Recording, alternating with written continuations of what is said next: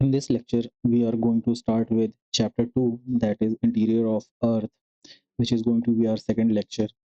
And we have already done lecture 1, which was about evolution and origin of Earth. And before going into this lecture, let's quickly recap what we have already studied in our previous lecture. अगर हम बात करें first lecture की, तो हमारा first lecture था the origin and evolution of earth के बारे में, जिसमें हमने कुछ सब सेक्शंस देखे। जिसमें हमारा पहला सब सेक्शन था थ्योरीज ऑफ अर्थ ओरिजिन, जिसमें हमने डिफरेंट हाइपोथेसिस देखी, जिसमें जो कि दो पार्ट में डिवाइडेड थी, अर्ली एंड मॉडर्न थ्योरीज। पहली जो अर्ली थ्योरी में हमने पढ़ा था वो था नेबुलर हाइपोथेसिस, फिर हमने पढ़ा रिवाइज नेबुलर हाइपोथेसिस, फिर प्लैनेटेसिमल हाइपोथेसिस हमने पढ़ा। फिर मॉडर्न थ्योरीज में हमने बिग बैंग के बारे में देखा, फिर हमने स्टार फॉर्मेशन के बारे में पढ़ा, फिर उसके बाद हमने फॉर्मेशन ऑफ प्लैनेट्स देखा, फिर सोलर सिस्टम के बारे में हमने कुछ फैक्ट्स और स्टैट्स देखे, और फिर हमने अर्थ के ऊपर एक लंबा सेशन किया जिसमें ये सारे टॉपिक्स इंक्लूडेड थे, जिसमें हमने origin of life, latitude, longitude, standard time, heat zones of earth, eclipse and heat zones of earth. This has been repeated, but we have done it. So uh, let's quickly go through this document so that you can recall. So this was the nebular hypothesis of Immanuel Kant, which we studied, and revised nebular hypothesis, Otto Schmidt and Carl Weizsäcker. And one thing which was important here was process of accretion. फिर हमने देखा प्लैनेटेसिमल hypothesis. इसमें सबसे important term जो है वो है cigar shaped extension, और चेम्बरलिन एंड मोल्टन की ये थ्योरी है। फिर ये इमेज है which is related to this is called cigar shaped extension. फिर हमने मॉडर्न थ्योरीज देखा। मॉडर्न थ्योरीज में हमने बिग बैंग थ्योरी देखा, ठीक है। फिर then we went on to study how stars are formed. फिर उसके बाद हमने फॉर्मेशन ऑफ प्लैनेट्स देखा। फिर हमारा सोलर सिस्टम के बारे में कुछ basic information, and then we talked about the inner planets, the outer planets, their important information related to them. फिर some other facts which we saw regarding our solar system. फिर we studied about Earth and the basic information related to Earth. Then some specific topic which we studied was, one was the latitude which we studied. Then again moving on, we studied about longitude, standard time also. Longitude is here only, this second portion. Yes, this is longitude, this is latitude. We made points regarding them, और फिर उसके बाद हमने standard time पढ़ा। फिर हमने heat zones of earth पढ़ा, frigid zone क्या है, ट्रॉपिक ऑफ कैंसर। फिर उसके बाद टॉरिड जोन हमने देखा, टेम्परेट जोन देखा। Similarly in the southern hemisphere हमने देखा चीज़ों को, ये कौन-कौन सी एरिया में लाई करते हैं, किनके बिटवीन में कौन-कौन से लैटिट्यूड्स के बीच में लाई करते हैं, वो हमने देखा। फिर हमने मोशन ऑफ अर्थ के बारे में डिस्कशन किया, जिसमें हमने रोटेशन ऑन एक्सिस बात की, और फिर हमने रिवोल्यूशन भी साथ-साथ में देखा। तो फिर लास्ट टॉपिक जो हमने पढ़ा था वो था एक्लिप्स, जिसमें हमने 2 तरह के एक्लिप्स पढ़े, solar eclipse and lunar eclipse. इन दोनों में सोलर एक्लिप्स हमने 3 तरह के पढ़े, और लूनर एक्लिप्स हमने जो है वो भी 3 तरह के हमने पढ़े, ठीक है। अब यहाँ पे हमारा सेक्शन एंड होता है first lecture. Now coming back to the lecture which we are going to study today, which is the interior of the earth. Now again, before starting this chapter, let's see what are the subsections that we will study. पहले हम लोग पढ़ेंगे structure of earth के बारे में, जिसमें हम basic interior के बारे में पढ़ेंगे, crust, mental, core.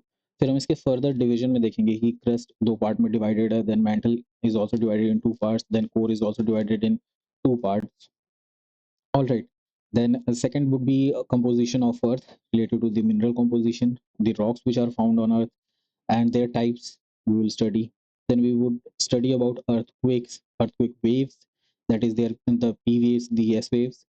Shadow zone we will study about the P and S waves shadow zone. This distribution of earthquakes we will see. We will study about volcanoes, volcanic landforms, their causes, their distribution, उनकी classification क्या-क्या हैं। फिर हम देखेंगे अर्थ के geomagnetic field के बारे में। इस geomagnetic field what are the causes, कैसे बनती हैं, रिवर्सल क्या होता है, रिवर्सल ऑफ पोल्स क्या होते हैं। फिर सिग्निफिकेंस क्या है जियोमैग्नेटिक फ़ील्ड का हमारे लिए, और फिर मैग्नेटोस्फीयर के बारे में हम बात करेंगे, और फिर हम मैग्नेटिक स्टॉर्म के बारे में बात करेंगे, और इसी स यहाँ पे भी हम देखेंगे सोलर विंड के बारे में हम देखेंगे, एंड सोलर फ्लेयर के बारे में देखेंगे। और फिर हम ये सारे डिफरेंशिएशन करेंगे कि storm and wind, so storm, wind, and flare. What is the difference between these three? All right. So let's move on to the first topic, that is the structure of Earth's interior. Here is an image. This is a basic image which I have drawn for you. इसमें हम देख सकते हैं कि तीन basic layers में earth divided है. This is your crust, this is your mantle, and this is your core. All right. Then the first within this subsection is we will study about what is crust. So to tell you about what is crust, crust is the outermost layer of earth which is solid and brittle. Brittle का मतलब क्या होता है? Brittle का मतलब होता है कि जो आसानी से टूट जाए, जिसे आप ऐसे अगर हाथ में लें या किसी भी तरीके से तोड़ने की कोशिश करें तो टूट जाए। जैसे कि अगर आप बिस्किट को आप 2 पार्ट में तोड़ते हैं तो वो एक क्रैकिंग साउंड देता है और आराम से टूट जाता है। सिमिलरली हमारा क्रस्ट भी है। इसका कह सकते हैं इन अ वे ऑपोज़िट जो होता है वो होता है malleable. Suppose metals are malleable. Malleable का मतलब क्या होता है कि अगर आप मेटल को अगर किसी हैमर से या हथौड़े से तोड़ने की कोशिश करेंगे तो वो उसपे एक डेंट पड़ेगा, और एक आप उसको स्ट्रेच भी कर सकते हैं। बट आप क्रस्ट को अगर उठाएँगे तो वो मिट्टी है, उसको तोड़ने की कोशिश करेंगे तो वो आराम से टूट जाएगी। ठीक है? अब जो क्रस्ट है वो 2 तरह की होती है। एक होती है कॉन्टिनेंटल क्रस्ट, फिर होती है ओशियानिक क्रस्ट। ठीक है? अब उन दोनों क्रस्ट की कुछ-कुछ स्पेसिफिकेशंस हैं, और इनके बारे में हम देखते हैं थोड़ी-सी चीज़ें। पहली चीज़, कॉन्टिनेंटल क्रस्ट जो है, इसकी थिकनेस ज़्यादा होती है, दिस इज़ अराउंड 30 किलोमीटर, और जो ओशियानिक क्रस्ट है, वो अराउंड आपकी 5 किलोमीटर होती है, ठीक है? अगर हम एक ड्रॉ करें डायग्राम, तो अगर हम देखें तो कुछ ऐसा रहता है, ठीक है? ये हमारा ओशियानिक क्रस्ट हो जाता है, जो कि अराउंड 5 किलोमीटर के आसपास रहता है। और अगर हम कॉन्टिनेंटल क्रस्ट देखें, तो ये हमारा पूरा जो है, ये कॉन्टिनेंटल क्रस्ट बनता है, व्हिच इज़ अराउंड 30 किलोमीटर, ठीक है? Then talking about the density, continental crust की जो डेंसिटी होती है वो कम होती है, यानी वो लाइटर होती हैं। Density of oceanic crust is more, क्योंकि the material which they are made up of, it is denser. हम बात करेंगे आगे। अब डेंसिटी जो है वो कम इसलिए है क्योंकि ये ग्रेनाइट से बने होते हैं, ठीक है? और ओशियानिक क्रस्ट के बारे में हम अगर हम देखें तो वो बासाल्ट से बने होते हैं, ठीक है? These both are igneous rocks. Igneous का मतलब हुआ कि अंदर जो मैग्मा है हमारे अर्थ में, वो जब बाहर आता है लावा होकर के, जिसको लावा कहते हैं, जब आउटसाइड आ जाता है सरफेस ऑफ द अर्थ, तो जो आउटसाइड सॉलिडिफिकेशन होता है उससे बासाल्ट बनता है, और जो इनसाइड सॉलिडिफिकेशन होता है उससे ग्रेनाइट बनता है, ठीक है? तो ऐसा क्यों होता है इसके बारे में हम लोग आगे पढ़ेंगे। बट यहाँ पे ये जो डेंसिटी है, क्योंकि ये डेंसिटी कम है, इसीलिए आप नोटिस करेंगे कि this this the rock type which is it is granite. Granite क्या होता है, इसमें सिलिका का परसेंटेज हाई होता है। सिलिका का परसेंटेज हाई होने की वजह से granite is lighter compare to basalt, ठीक है? Then this continental crust which is also known as sial, जिसे हम बेसिकली सियाल कहते हैं, यानी सिलिका एंड एल्यूमीनियम। यहाँ पे ये जो क्रस्ट है, मेजर कंपोनेंट्स जो हैं वो ये हैं, इसकी वजह से हम इन्हें सिलिका एंड एल्यूमीनियम बोलते हैं, सियाल बोलते हैं। एंड फिर यहाँ पे आप देखेंगे इसे सीमा बोलते हैं। क्यों? क्योंकि यहाँ पे सिलिका, आयरन एंड मैग्नीशियम का जो कंपोनेंट है वो ज़्यादा रहता है, इस वजह से हम ओशियानिक क्रस्ट को सीमा भी बोलते हैं। ठीक है? ये हमारी हो गई basic information about crust and the continental crust and the oceanic crust. अब हम देखेंगे इंटरनल स्ट्रक्चर फर्दर डिवाइडेड है सबसेक्शन में। क्रस्ट 2 पार्ट में डिवाइडेड है, then mantle is also divided in 2 part, then core also. तो उसको देखते हैं।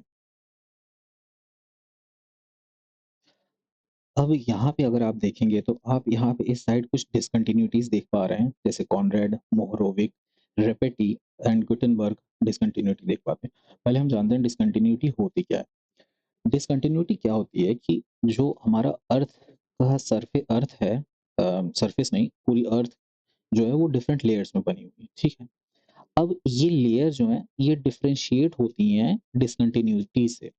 वो डिसकंटिन्यूटी क्या होती है कि जब एक लेयर की जो प्रॉपर्टीज हैं, फिजिकल प्रॉपर्टीज हैं, वो नेक्स्ट लेयर से डिफर कर जाती हैं, तो जो चेंज आता है उसको हम लोग बोलते हैं एक डिसकंटिन्यूटी है यहाँ पे, क्योंकि वो डिसकंटिन्यूअस हो रहा है। जो प्रॉपर्टी है वो लेयर है वो आगे अब कंटिन्यू नहीं हो रही, इसलिए हम बोलते हैं कि वो डिसकंटिन्यूअस है, ठीक है।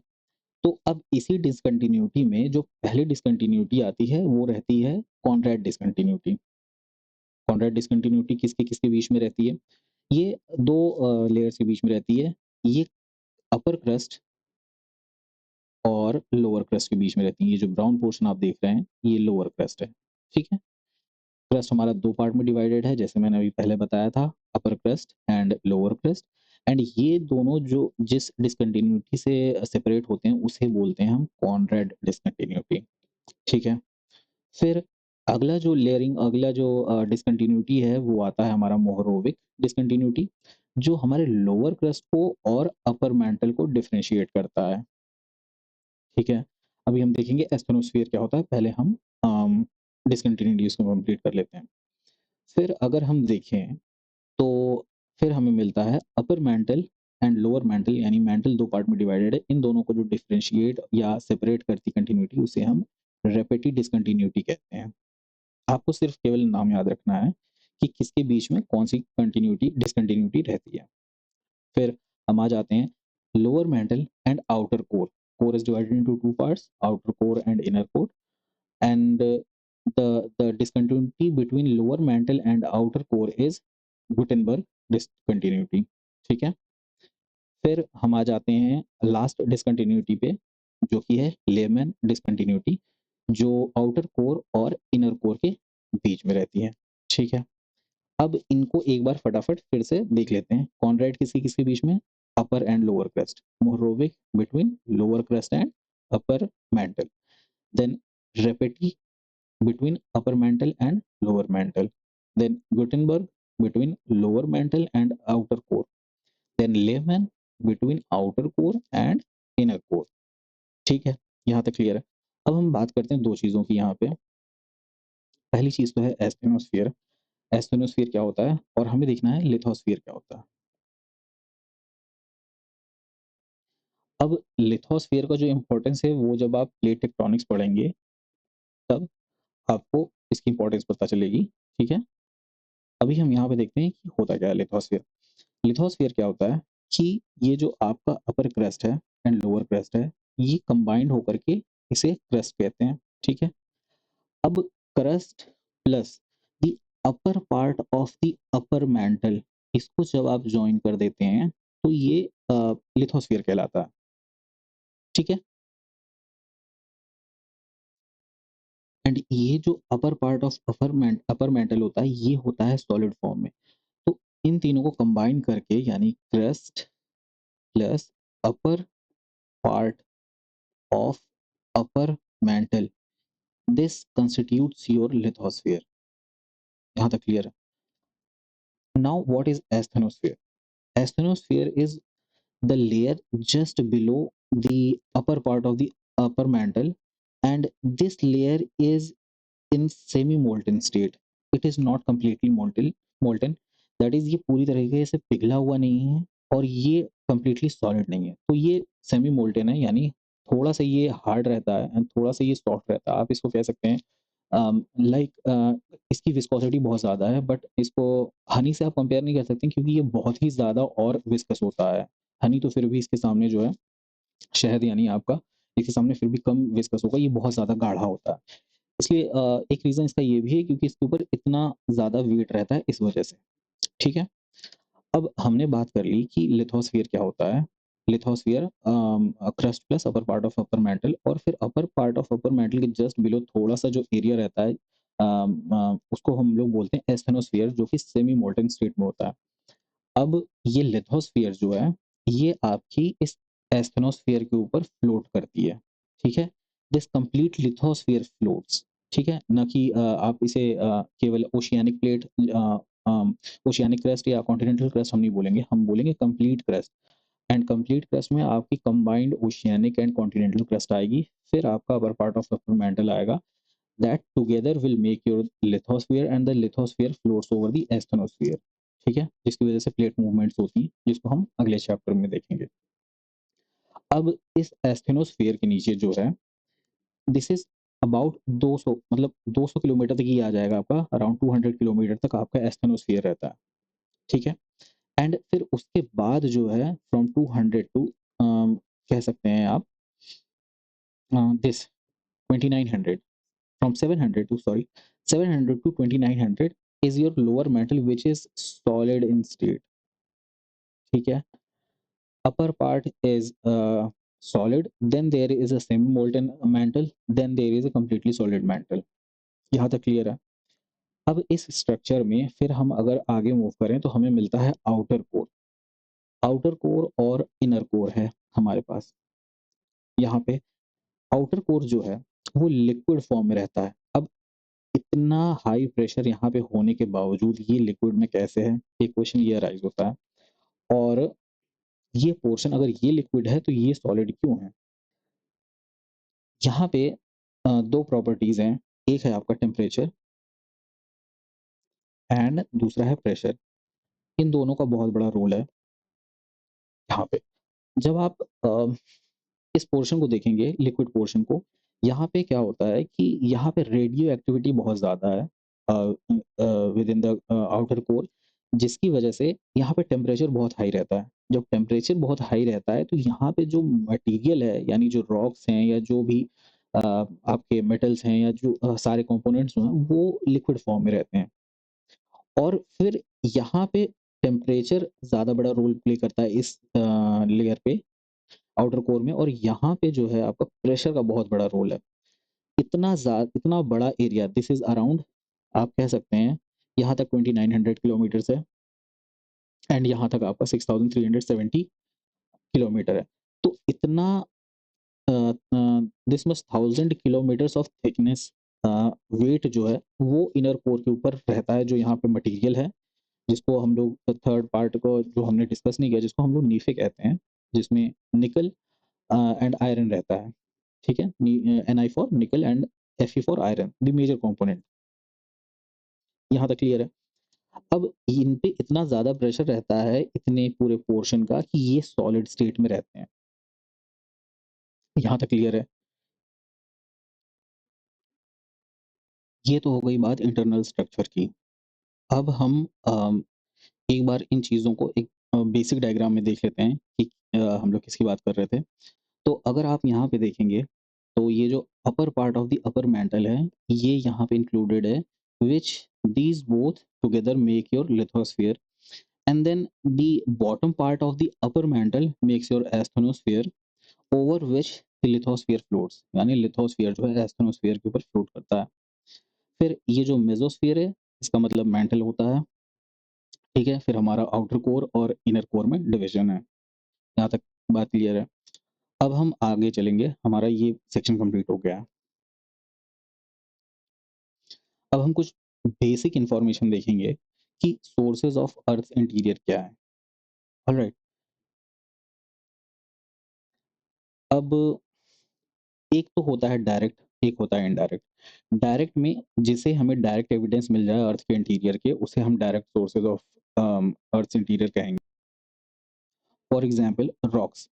रॉक्स अगर आप माइनिंग करते हैं, ठीक है, आपको जब अंडरग्राउंड आप जब जाएंगे तो माइनिंग में आपको जो रॉक्स मिलेंगे, उस रॉक से आप ये बता सकते हैं कॉम्पोजिशन क्या है अर्थ का। आप अर्थ के इंटीरियर के बारे में जान सकते हैं कि वो सेडिमेंट्री रॉक है, वो मेटामॉर्फिक रॉक है, वो इग्नियस रॉक है।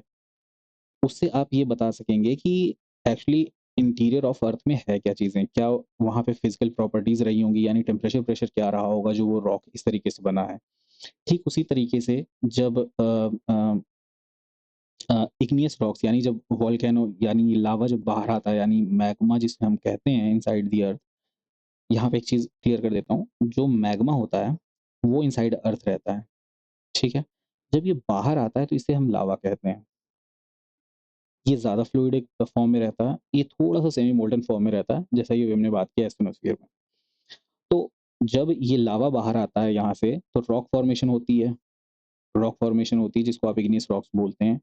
अब उनसे भी हम ये पता लगा सकते हैं कि हमारे अर्थ के इंटीरियर में क्या फिज़िकल प्रॉपर्टीज़ हैं, यानी या फिर हमारा अर्थ का कंपोज़िशन क्या है।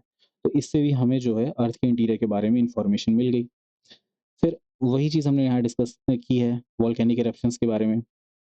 फिर आ जाता है deep ocean drilling project. Suppose कीजिए कि जो ऑफ़शोर ड्रिलिंग प्रोजेक्ट्स होते हैं, ऑफ़शोर ऑयल रिग्स होती हैं, अगर ये आपका ओशन है, यहाँ पे आप देखें, आपने देखा होगा कि ऑयल ड्रिलिंग होती है।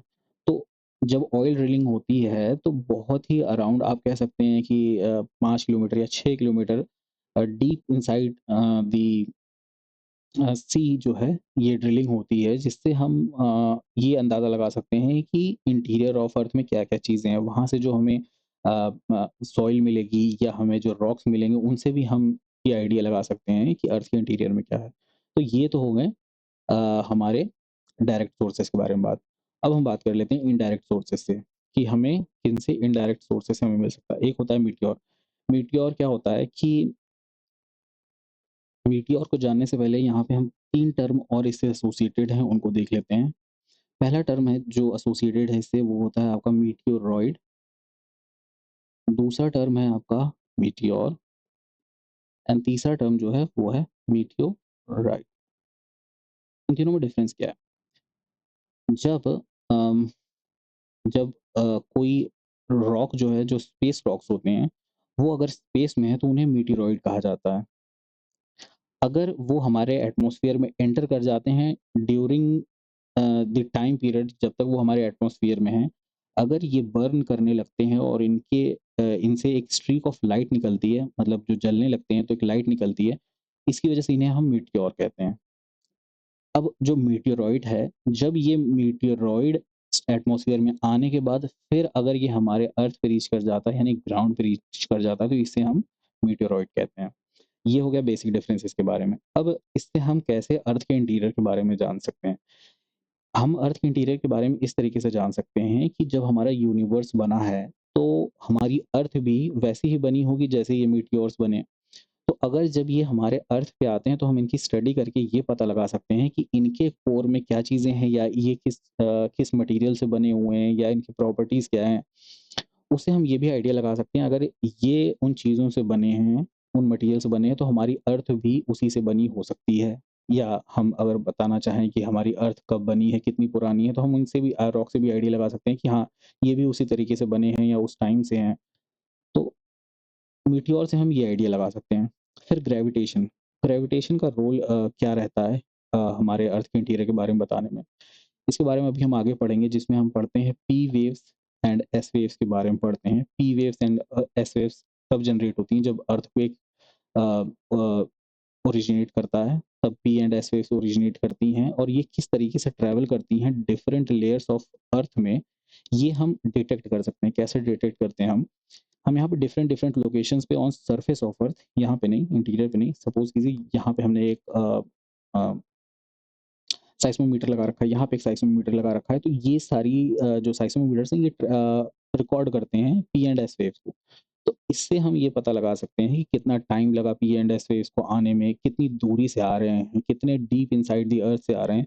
तो उससे हम पता लगा सकते हैं कि अर्थ के इंटीरियर में क्या है। अगर कहीं पे ज़्यादा टाइम लग रहा है, तो हम ये बता सकते हैं कि वहाँ डेंसिटी बहुत ज़्यादा है मटेरियल की उस लेयर में, इस वजह से वहाँ से टाइम लग रहा है। कहीं पे डेंसिटी कम है किसी लेयर में, तो वहाँ से टाइम कम लगेगा वेव्स को आने में। तो इस तरीके से हम ग्रेविटेशनल वेव्स के मदद से हम बता सकते हैं। आई थिंक मैंने यहाँ पे आपको साइस्मिक एक्टिविटी के बारे में बता दिया, यहाँ ग्रेविटेशन की जगह पे। तो वो जो सारी बातें मैं कह रहा था, वो साइस्मिक एक्टिविटी के बारे में कह रहा था। साइस्मिक एक्टिविटी मतलब होता है अर्थक्वेक से जनरेट हुई वेव्स जो होती हैं, साइस्मिक वेव्स यानी पी एंड एस वेव्स, उसको हम स्टडी करके कर सकते हैं। अब हम बात करते हैं ग्रेविटेशन के बारे में। जैसा कि हम बात कर रहे थे साइस्मिक एक्टिविटी के बारे में, ठीक उसी तरीके से ग्रेविटेशन में क्या होता है कि डिफरेंट लोकेशन अर्थ पे जो है, वहाँ पे ग्रेविटी डिफर करती है। जैसे सपोज कीजिए अगर आप पोल्स पे हैं, तो सेंटर से पोल्स का डिस्टेंस जो है वो कम होता है कंपेयर टू इक्वेटर, क्योंकि यहाँ पे बल्जिंग होती है, जिसके बारे में हम लोगों ने फर्स्ट लेक्चर में पढ़ा है। अब इसकी वजह से क्या होता है कि पोल्स पे अगर आप जाएंगे, तो यहाँ पे आपको ग्रेविटी जो है वो ज़्यादा फ़ील होगी। यहाँ पे अगर आप इक्वेटर पे हैं तो ग्रेविटी कम होगी, मिनिमल आपको फ़ील होगा। इससे आप क्या आइडिया लगा सकते हैं कि यहाँ पे ग्रेविटी क्यों है? आपको इससे पता चला कि यहाँ डिस्टेंस कम होने की वज़ह से और यहाँ ज़्यादा होने की वज़ह से हुआ है। सिमिलरली आप ये भी बता सकते हैं कि यहाँ की जो कंपोज़िशन होगी रॉक की, वो किस तरीके से हो सकती है जिससे ग्रेविटी ग्रेविटी में डिफ़रेंस आ रहा है।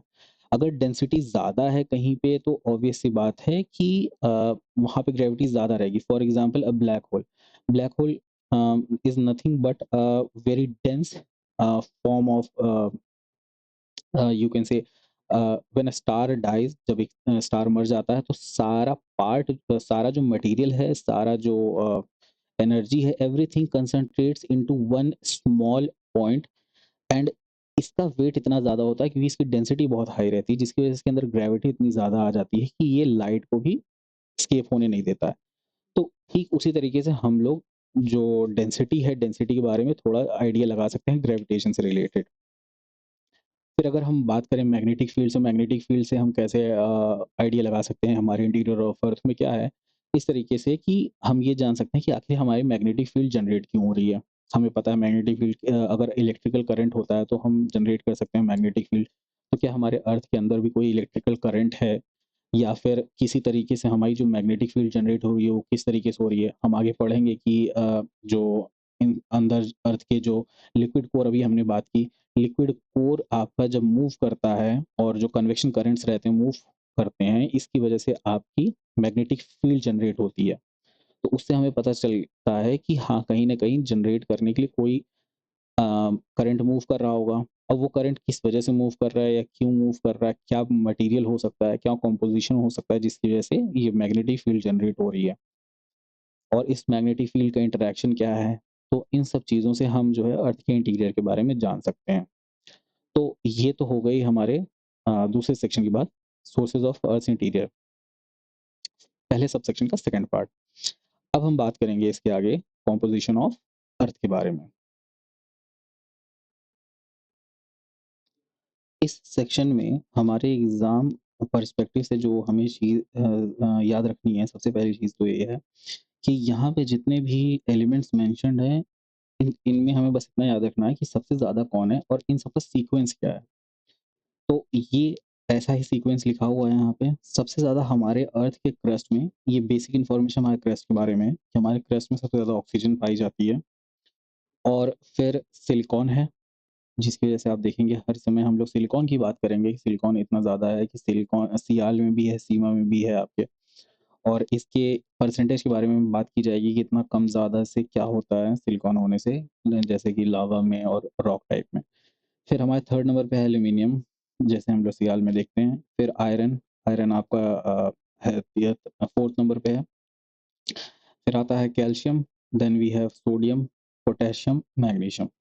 तो 1, 2, 3, 4, 5, 6, 7, 8 these 8 are most important that you have to remember. पहला ऑक्सीजन है 46% के साथ, देन सिलिकॉन 27। आपको ये परसेंटेज याद रखने की ज़रूरत नहीं, केवल सिर्फ याद रखना है कि सबसे ज़्यादा क्या पाया जाता है। तो oxygen, silicon, aluminium, iron, calcium, sodium, potassium, magnesium, ठीक है? ये तीनों साथ में याद रखना है, sodium, potassium, magnesium and oxygen, silicon, aluminium, iron and calcium. यहाँ क्लियर है? अब हम आगे चलते हैं। ये तो बेसिक इन्फॉर्मेशन थी, जो हमें याद रखनी है एज़ अ फैक्ट। अब हम बात कर लेते हैं मिनरल्स के बारे में कि मिनरल्स क्या होते हैं और कितने तरह के मिनरल्स होते हैं। तो मिनरल्स क्या होते हैं कि 2 और मोर एलिमेंट्स का कंपोज़िशन होता है एक मिनरल, ठीक है? और ज़रूरी नहीं है कि ये 2 मिनरल हों या 2 से ज़्यादा हों, सिंगल एलिमेंट वाले मिनरल्स भी जो होते हैं वो हमारे नेचुरली पाए जाते हैं, जैसे सल्फर है, कॉपर है, सिल्वर, गोल्ड, ग्रेफाइट, ये सिंगल एलिमेंट मिनरल्स हैं। और यहाँ अगर हम बात करें तो इन्हें कंपाउंड मिनरल्स भी कहा जाता है। और फॉर एग्ज़ाम्पल अगर हम लें तो क्वार्ट्ज़ फॉर एग्ज़ाम्पल एक मिनरल है जो कि सिलिकॉन एंड ऑक्सीजन से बनता है, मिलके बनता है। एक हेमाटाइट होता है, ठीक है? जो कि आयरन एंड ऑक्सीजन के कंपोज़िशन से बनता है। तो ये तो हो गई मिनरल की बात कि मिनरल जो हैं 2 और मोर एलिमेंट्स का कॉम्बिनेशन होते हैं। लेकिन there are exceptions as well, जैसे कि सिंगल एलिमेंट मिनरल्स हमारे नेचर में पाए जाते हैं, जो कि है sulphur, copper, silver, gold, graphite. यहाँ तक क्लियर है? अब इन सब का बेसिक सोर्स क्या है? मिनरल्स का बेसिक सोर्स है मैग्मा। तो मोस्टली हमें जो मिनरल्स मिलते हैं या जो भी डिपोज़िशंस हुए हैं, उनका जो बेसिक सोर्स रहा है वो मैग्मा रहा है, चाहे वो आज है या पहले से अभी तक रहा है, वो सोर्स रहा है। अब हम बात करते हैं, थोड़े फैक्चुअल बातें यहाँ से रहेंगी जो हमें याद रखनी है। सम मेजर मिनरल्स के बारे में हम लोग बात कर लेते हैं कि कौन-कौन से मेजर मिनरल्स हैं। तो जो पहला है वो है फेल्ड्स्पार है।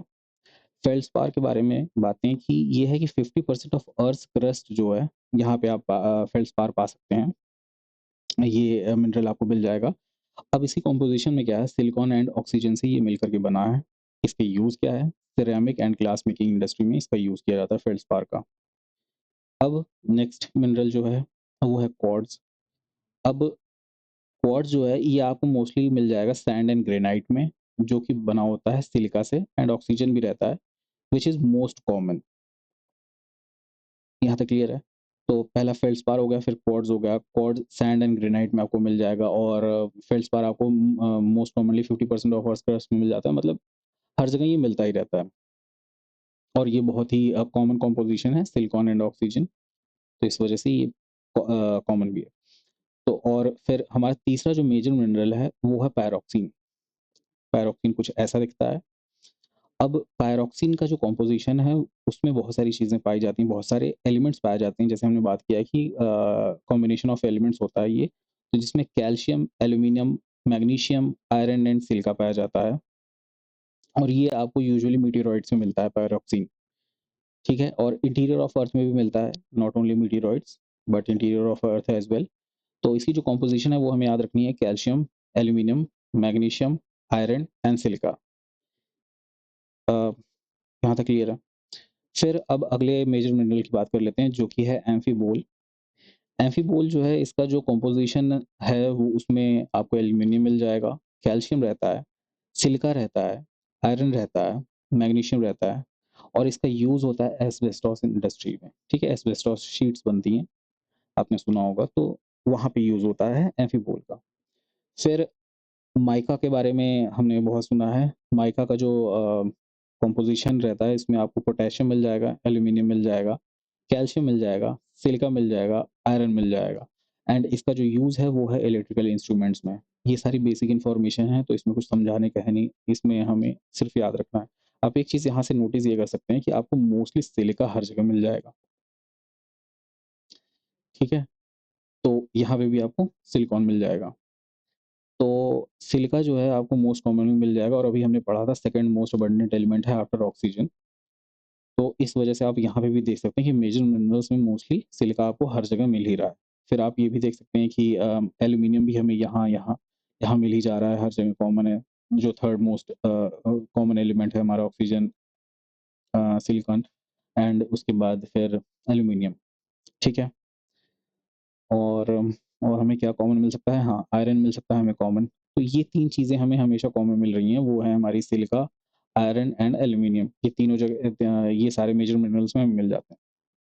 फिर आ जाते हैं हम ओलिवीन में। ओलिवीन क्या होता है कि इसका कंपोज़िशन जो इसमें मैग्नीशियम मिलता है, आयरन रहता है, सिलिका रहता है, और ये बासाल्टिक रॉक्स में पाया जाता है। बासाल्टिक रॉक बेसिकली जो आपके लावा से फॉर्म होते हैं, उनको बोलते हैं बासाल्टिक रॉक्स।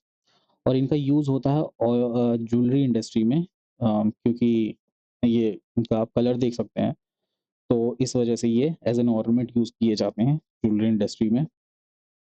और यहाँ पे भी अगर आप देखेंगे तो 2 चीज़ आपको आयरन एंड सिलिका तो कॉमन मिल ही रही है यहाँ पे भी। तो मोस्ट कॉमन आपको सिलिका मिल जाएगा, सेकंड एंड थर्ड प्लेस पे आपको आयरन एंड एल्यूमीनियम मिल जाएगा। यहाँ तक क्लियर है? अब हम बात कर लेते हैं आगे मेटालिक मिनरल्स की। मेटालिक मिनरल्स जो हैं 3 तरह के होते हैं। एक प्रेशियस होते हैं, फेरस होते हैं, और नॉन फेरस होते हैं। ठीक है? प्रेशियस में आप जानते हैं गोल्ड, सिल्वर, प्लैटिनम, ये हैं मेटालिक, बट ये प्रेशियस मिनरल्स हैं, इसलिए इस कैटेगरी में हैं।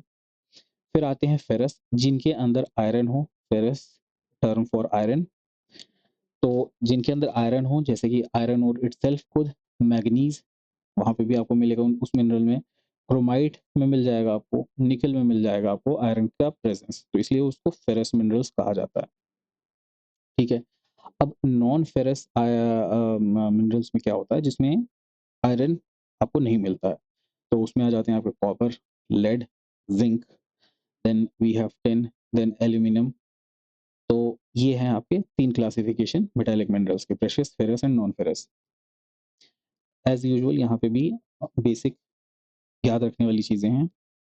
तो हम अब आगे बढ़ते हैं नॉन मेटालिक मिनरल्स में। नॉन मेटालिक मिनरल्स में बेसिकली हम जो देखेंगे, जो मोस्ट कॉमन है वो है सल्फर, फॉस्फेट, नाइट्रेट्स, बिकॉज़ ये मेटल्स नहीं है। मेटल्स एंड नॉन मेटल्स में डिफरेंट क्या होता है कि कुछ प्रॉपर्टीज़ होती हैं मेटल्स और नॉन मेटल्स की, अ, और यूजुअली मेटल की होती है, जिसमें प्रॉपर्टी मेटल की नहीं होती, उसे नॉन मेटल हम कहते हैं।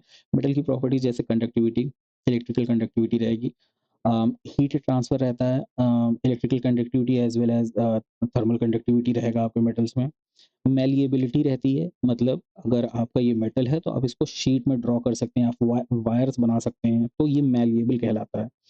मैलिएबिलिटी है आपकी, कंडक्टिविटी की हमने बात कर ली, तो ये सारी चीज़ें जो है मेटल में होती हैं, ठीक है? तो इस वजह से हम इसको metal and non metallic minerals में डिवाइड कर रहे हैं। सल्फर, फॉस्फेट एंड नाइट्रेट जो है यूजुअली आपको ये फर्टिलाइज़र इंडस्ट्री में मिल जाएँगे यूज़ इनके, तो ये हमारे नॉन मेटालिक मिनरल्स होते हैं।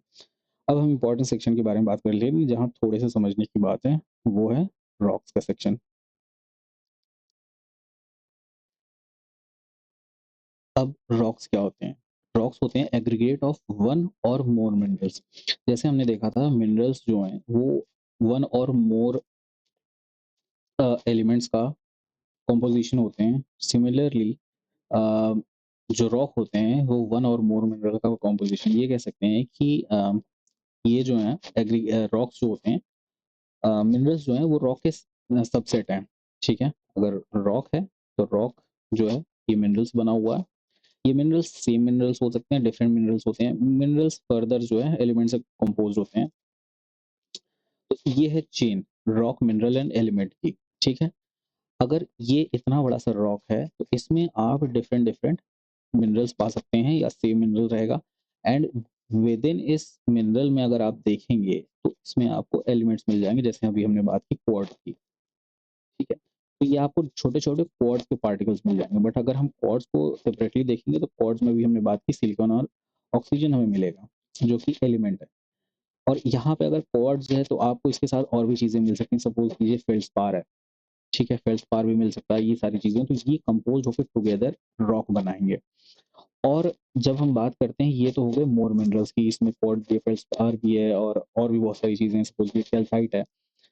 अगर हम सिंगल की बात करें, सपोज़ कीजिए पूरा रॉक जो है वो फेल्डस्पार से ही बना हुआ है, या फिर पूरा रॉक जो है क्वार्ट्ज से बना हुआ है, तो वो हो जाएगा हमारा एग्रीगेट ऑफ वन मिनरल। और मोन मिनरल के बारे में हमने बात कर ली। अब फिर इसके बाद में एक और इन्फॉर्मेशन है कि उनकी जो कॉम्पोज़िशन है, केमिकल कॉम्पोज़िशन डेफ़िनेट नहीं हो सकती है, कि अगर एक रॉक है, यहाँ पे आपको अगर आपको क्वार्ट्ज का रॉक मिला हुआ है, तो ज़रूरी नहीं है कि अगले वाले में कॉम्पोज़िशन सेम हो, उसमें आपको कुछ और भी मिनरल्स मिल सकते हैं, ऐसा नहीं। तो यही चीज़ें यहाँ लिखी हुई।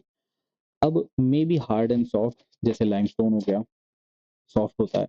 आपका जो ग्रेनाइट है, ग्रेनाइट हार्ड है। एंडेसाइट होता है, ठीक है? एक तरह का ग्रेनाइट। फिर आपके बासाल्टिक रॉक्स होते हैं। तो वो हार्ड एंड सॉफ्ट की बात यही हो रही है कि किस तरीके का हो सकता है। अब एक और बेसिक इन्फॉर्मेशन, पेट्रोलॉजी। पेट्रोलॉजी क्या है? साइंस ऑफ रॉक्स को हम पेट्रोलॉजी कहते हैं। तो ये तो हो गई रॉक्स के बारे में बेसिक इन्फॉर्मेशन। अब हमें जो इम्पोर्टेंट चीज़ पढ़नी है वो है टाइप्स ऑफ रॉक्स। अब जो टाइप्स ऑफ रॉक में हम देखेंगे तो 3 तरह के रॉक होते हैं, igneous, sedimentary and metamorphic rocks. तो पहले हम देखते हैं इग्नियस रॉक्स के बारे में। तो इग्नियस रॉक्स वो होते हैं जो कि सॉलिडिफाई होकर के बनते हैं, किससे? मैग्मा एंड लावा से। अब यहाँ पे ये दोनों चीज़ें ही क्यों लिखी हुई, मैग्मा और लावा दोनों चीज़ क्यों लिखी हुई है? इसलिए क्योंकि सपोज़ कीजिए मैग्मा जो है ये हमारे इनसाइड अर्थ रहता है, जैसे भी मैंने बताया। लावा जब मैग्मा बाहर आ जाए तो इसे कहते हैं अब क्या होता है कि ये जो मैग्मा है जब ये इनसाइड सॉलिडिफाई कर जाता है तो उससे भी रॉक बन सकता है। For example granite is an example of such a rock. और अगर जो मैग्मा है वो अगर बाहर आके सॉलिडिफाई हो जा रहा है, फॉर एग्जांपल बसाल्ट, तो ये एक एग्जांपल है कि ये इग्नियस रॉक है, ये भी इग्नियस रॉक है, ये भी इग्नियस रॉक है, बट ये मैग्मा से बना हुआ है, ये लावा से बना हुआ है, ये विद इन द अर्थ आपको मिलेगा ग्रेनाइट, बसाल्ट आपको बाहर मिल जाएगा। जैसे आपको डेक्कन प्लेटू जिससे बना हुआ है वो बसाल्ट है। अब इस इग्नियस रॉक से कुछ फीचर्स होते हैं, बेसिक फीचर जो एग्जाम्स में आते हैं मोस्टली एक ये आता है कि they contain fossil, they do not contain fossil, क्योंकि इग्नियस रॉक्स होते हैं तो इतना हाई टेम्परेचर रहता है कि अगर कोई फॉसिल है, फॉसिल जो बनेगा आपको ऑर्गेनिक कंपाउंड से बनेगा, यानी कोई लिविंग चीज रही होगी, या तो ट्री रहा होगा सपोज कीजिए, या फिर कोई इंसेक्ट है, या एनीथिंग विच इज ऑर्गेनिक। तो जो ऑर्गेनिक या लिविंग चीज़ है वो इग्नियस रॉक्स में यानी इतना हीट ज़्यादा होता है कि इसमें सर्वाइव नहीं कर पाते हैं, दे गेट डिसॉल्व्ड आप कह सकते हैं एक तरीके से, या फिर वो जल जाते हैं, कंप्लीटली एक्सटिंग्विश हो जाते हैं। इस वजह से आपको इनमें फॉसिल मिलेंगे। अब ये हार्ड होते हैं, ठीक है, ग्रेनुलर होते हैं, इनमें दाने होते हैं, और क्रिस्टलाइन होते हैं, इसमें क्रिस्टल्स फॉर्मेशन होता है। आप ग्रेनाइट देखेंगे तो उसमें रहता है क्रिस्टल। अभी हम लोग फोटो देखेंगे अगर हमारे पास है तो यहाँ पे, जैसे यहाँ, ठीक है, ग्रेनाइट में आप क्रिस्टल्स देख सकते हैं। ग्रेनाइट आप जानते हैं हार्ड होता है, आपके घरों में होगा। और अगर सिमिलरली हम लोग और चीज़ देखेंगे तो ग्रैनुलर रहता है, अगर आप इसको टच करेंगे तो थोड़ा सा दरदरापन महसूस होता है, जिसे हम हिंदी में बोलते हैं, रफनेस फील होती है, तो वो उसे हम ग्रेनाइट कहते हैं। ठीक है, तो ये तो बात हो गई कि इग्नियस रॉक्स जो हैं हार्ड हैं, ग्रैनुलर हैं, क्रिस्टलाइन है। नो फॉसिल की बात हमने कर ली, ऑर्गेनिक कंपाउंड सर्वाइव नहीं कर पाएगा। नो वाटर पर्कुलेशन, इसमें से वाटर पर्कुलेट नहीं कर सकता है, यानी अगर आप यहाँ से पानी अगर आप सेंड करने की कोशिश करेंगे तो ये पेनेट्रेट नहीं करेगा, क्योंकि जो इतना हाई टेम्परेचर रहता है कि जो जब ये सॉलिडिफिकेशन होता है तो कोई पोर्स नहीं बचते हैं इसमें। अगर वहीं सेडिमेंट्री रॉक्स देखेंगे तो सेडिमेंट्री रॉक्स में क्या होता है, लेयर बाय पार्टिकल डिपोजिशन होता है, जिसकी वजह से यहाँ पे स्पेस बच जाता है। बट यहाँ पे ऐसा नहीं होता इग्नियस रॉक्स में। जैसे अगर आप कहें तो वेल्डिंग जब होती है तो आपको वहाँ पे स्पेस नहीं नजर आएगा, क्योंकि वो मेल्ट होकर के फिर सॉलिडिफाई होता है, तो मेल्ट होने के बाद स्पेस नहीं बचती है। ठीक है, अब less affected affected by chemical weathering, इसका एक रीजन ये है कि पर्कुलेशन वाटर का हो नहीं रहा है, तो अंदर से जाकर के वाटर जो है कोई ऑक्सीडेशन नहीं कर पाएगा या उसको सोल्यूशन में डिजोल्व नहीं कर पाएगा, इसलिए केमिकल वेदरिंग नहीं होती। ऑक्सीजन के अलावा और भी चीज़ें हैं, जिसके और सॉरी वाटर के अलावा भी और बहुत सारी रीजंस होते हैं केमिकल वेदरिंग। सपोज कीजिए humidity which is also in a way water, humidity से भी वेदरिंग होती है, बट क्योंकि पर्कुलेशन नहीं हो रहा है वो इतने कॉम्पैक्ट हैं कि डिसइंटीग्रेट नहीं होते हैं वो इजीली। ठीक है, अब इसमें लेयर्स नहीं होती हैं, लावा निकलता है, लावा निकल के यहाँ पे कहीं पे इकट्ठा होकर सॉलिडिफाई हो जा रहा है, तो इसमें आपको लेयर नहीं मिलेगी, ये सिंगल आपकी रॉक प्रिपेयर्ड होगी। अगर हम बात करेंगे कभी फ्यूचर में टेक्टन लावा के बारे में, तो उसमें आप देखेंगे कि लेयर बाय लेयर फॉर्मेशन हुई है, but that is a different, वहाँ पे लावा की शीट्स बनी हुई है, बट एक रॉक नहीं है वो। ठीक है, वो लावा फ्लो है। हम जब रॉक की बात करेंगे तो एक रॉक जो बनेगा या कभी भी या सॉलिडिफाई होता है सिंगल कह सकते हैं सिंगल इरप्शन में, तो वो सॉलिडिफाई होकर जब रॉक बनेगा तो उसमें आपको लेयर्स नहीं मिलेंगी। और इन केस अगर लेयर्स भी हैं, अगर सपोज ये एक रॉक पहले यहाँ से हम ऐसे करते हैं, सपोज कीजिए यहाँ से वॉल्केनिक इरप्शन, ठीक है, ये सरफेस था हमारा, सरफेस ऑफ द अर्थ है, इनसाइड यहाँ से वॉल्केनिक इरप्शन हुआ, यहाँ पे हमारा लावा सॉलिडिफाई होगा, ठीक है, कंप्लीटली सॉलिडिफाई। फिर जब अगली बार यहाँ पे दूसरी लेयरिंग होगी ना, तो आप इसको डिफरेंशिएट नहीं कर पाएंगे, क्योंकि हीट इतनी ज़्यादा रहती है कि ये जो थिन लाइन रहेगी और कॉम्पोजिशन सेम होने की वजह से इसको आप सिंगल रॉक कंसीडर करेंगे, नेक्स्ट टाइम आप डिफरेंट नहीं करेंगे। बट जहाँ सेडिमेंट्री रॉक्स होती हैं, अब सेडिमेंटेशन में क्या होता है कि लेयर्स जो रहती हैं वो डिफरेंट आपको मिलेंगी, इसीलिए आप डिफरेंशिएट कर पाते हैं एक लेयर दूसरी लेयर और तीसरी लेयर में, जिसकी वजह से आप उसे सेडिमेंट्री रॉक कह रहे हैं। यहाँ तक क्लियर है। अब हम बात कर लेते हैं classification based on location of solidification, मतलब ये जो रॉक क्लासिफिकेशन है, उसको हम बता सकते हैं, रॉक क्लासिफिकेशन हम कर सकते हैं कि लोकेशन ऑफ सॉलिडिफिकेशन, यही बात जो अभी हम लोग कर रहे थे, इनसाइड अर्थ एंड आउटसाइड अर्थ, ठीक है? तो ये बात है। अब लोकेशन ऑफ सॉलिडिफिकेशन के हिसाब से अगर आप देखेंगे तो 2 तरह की रॉक्स होती हैं। पहला होता है आपका इंट्रूसिव रॉक्स, दूसरा होता है आपका एक्सट्रूसिव रॉक्स। इंट्रूसिव रॉक्स जैसे हमने बात की इनसाइड द अर्थ यानी ग्रेनाइट। ग्रेनाइट जो है वो इनसाइड द अर्थ होता है। अब ग्रेन्स जो हैं इसमें लार्ज रहते हैं, ये एक इसका फीचर है जो डिफरेंशिएट करता है। और एक्सट्रूसिव में ग्रेन्स जो हैं वो स्मॉल होंगे। इसका रीज़न अभी हम देखेंगे, पहले हम लोग इमेज देख लेते हैं। यहाँ पे आप देखेंगे तो यहाँ पे आप ग्रेनाइट देख सकते हैं, यहाँ पे आप बसाल्ट देख सकते हैं, हम लोग यहाँ कंपेयर कर रहे हैं। ये एक इंट्रूसिव रॉक है, ये एक एक्सट्रूसिव रॉक है। अब आप यहाँ देख सकते हैं कि हमने कहा कि इंट्रूसिव रॉक जो हैं उनके ग्रेन्स बड़े होते हैं। आप यहाँ पे देख सकते हैं बड़े-बड़े क्रिस्टल्स आपको नज़र आ रहे हैं। लेकिन आप यहीं बसाल्ट में देखेंगे तो आपको ये सारी चीज़ें नज़र नहीं आ रही हैं। अब इसका रीज़न क्या होता है? रीज़न होता है fast cooling and slow cooling. Granite क्योंकि अ विदिन दी अर्थ रहता है, इसकी वजह से क्या होता है कि इसको टाइम मिल जाता है, कूलिंग वहाँ पे स्लो होती है। कूलिंग स्लो क्यों होती है? कूलिंग स्लो इसलिए होती है क्योंकि ये विदिन अर्थ ट्रैप्ड है, यहाँ पे हीट बहुत है अंदर विदिन इनसाइड अर्थ, जहाँ पे ये ग्रेनाइट फॉर्म होता है। इसकी वजह से क्या रहता है, ये काफ़ी टाइम तक ये गर्म रहता है, जिसकी वजह से इसके जो क्रिस्टल्स हैं, सपोज़ कीजिए एक क्रिस्टल यहाँ, ये क्रिस्टल यहाँ, एक क्रिस्टल यहाँ, तो इन सबको आपस में कंबाइन होने का टाइम मिल जाता है, और कंबाइन तभी होंगे जब ये मेल्टेड फॉर्म में है। इस वजह से क्या होता है कि ये जो बड़े-बड़े पार्टिकल्स हैं ये बन पाते हैं।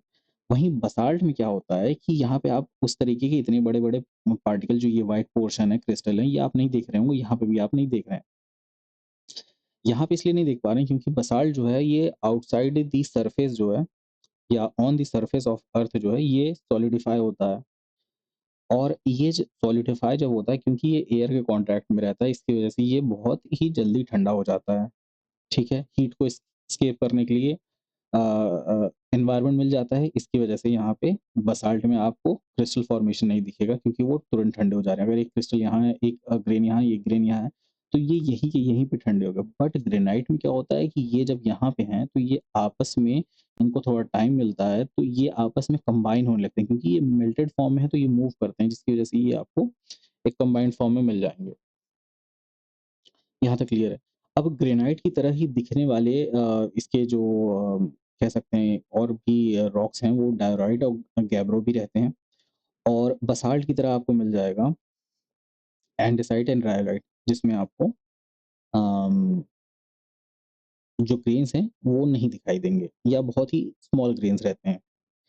अब यहाँ पे जहाँ पे हम लोग बात कर रहे थे इंट्रूसिव रॉक्स में, इंट्रूसिव रॉक्स में हमने बात किया कि ग्रेनाइट कैसे क्रिस्टल फॉर्मेशन उसमें रहता है। अब यहाँ पे जो बैथोलिथ है, ये एक लैंडफ़ॉर्म है, जो ग्रेनाइटिक लैंडफ़ॉर्म जिसको आप कह सकते हैं, जब lava within uh, surface of uh, interior में जब सॉलिडिफाई होता है, तो उसे बैथोलिथ कहते हैं। ये बहुत बड़ा-सा एक पोर्शन रहता है मैग्मा का, जो कि सॉलिडिफाई हो जाता है, जिसे बैथोलिथ कहते हैं। फेल्सिक इसलिए कहते हैं क्योंकि इसमें सिलिका का कंटेंट हाई रहता है, इस वजह से इसे फेल्सिक कहा जाता है। और एक दूसरा होता है, उसको माफिक बोलते हैं। माफिक में क्या होता है कि सिलिका कंटेंट कम रहता है। बसाल्ट जो है वो आपका माफिक होता है, ग्रेनाइट आपका फेल्सिक होता है। यहाँ तक क्लियर है? अब हम इस इमेज को देख लेते हैं जो हमने अभी डिस्कस किया है। अब यहाँ पे जो अभी हम लोग फेल्सिक और माफिक की बात कर रहे थे, तो फेल्सिक में क्या होता है, वो आपको लाइट कलर में हमेशा मिलेंगे, और जैसे उसमें आपको एग्जांपल में आएँगे रायोलाइट और ग्रेनाइट, जैसे यहाँ पे आप देखेंगे लाइट कलर है। माफिक में आपको डार्क कलर्ड में रॉक्स मिलेंगे, जिनमें सिलिका परसेंटेज कम होता है। इसमें इनमें सिलिका कम परसेंटेज कम होता है, इनमें सिलिका का परसेंटेज ज़्यादा होता है, जिसकी वजह से ये लाइट इन कलर भी होते हैं।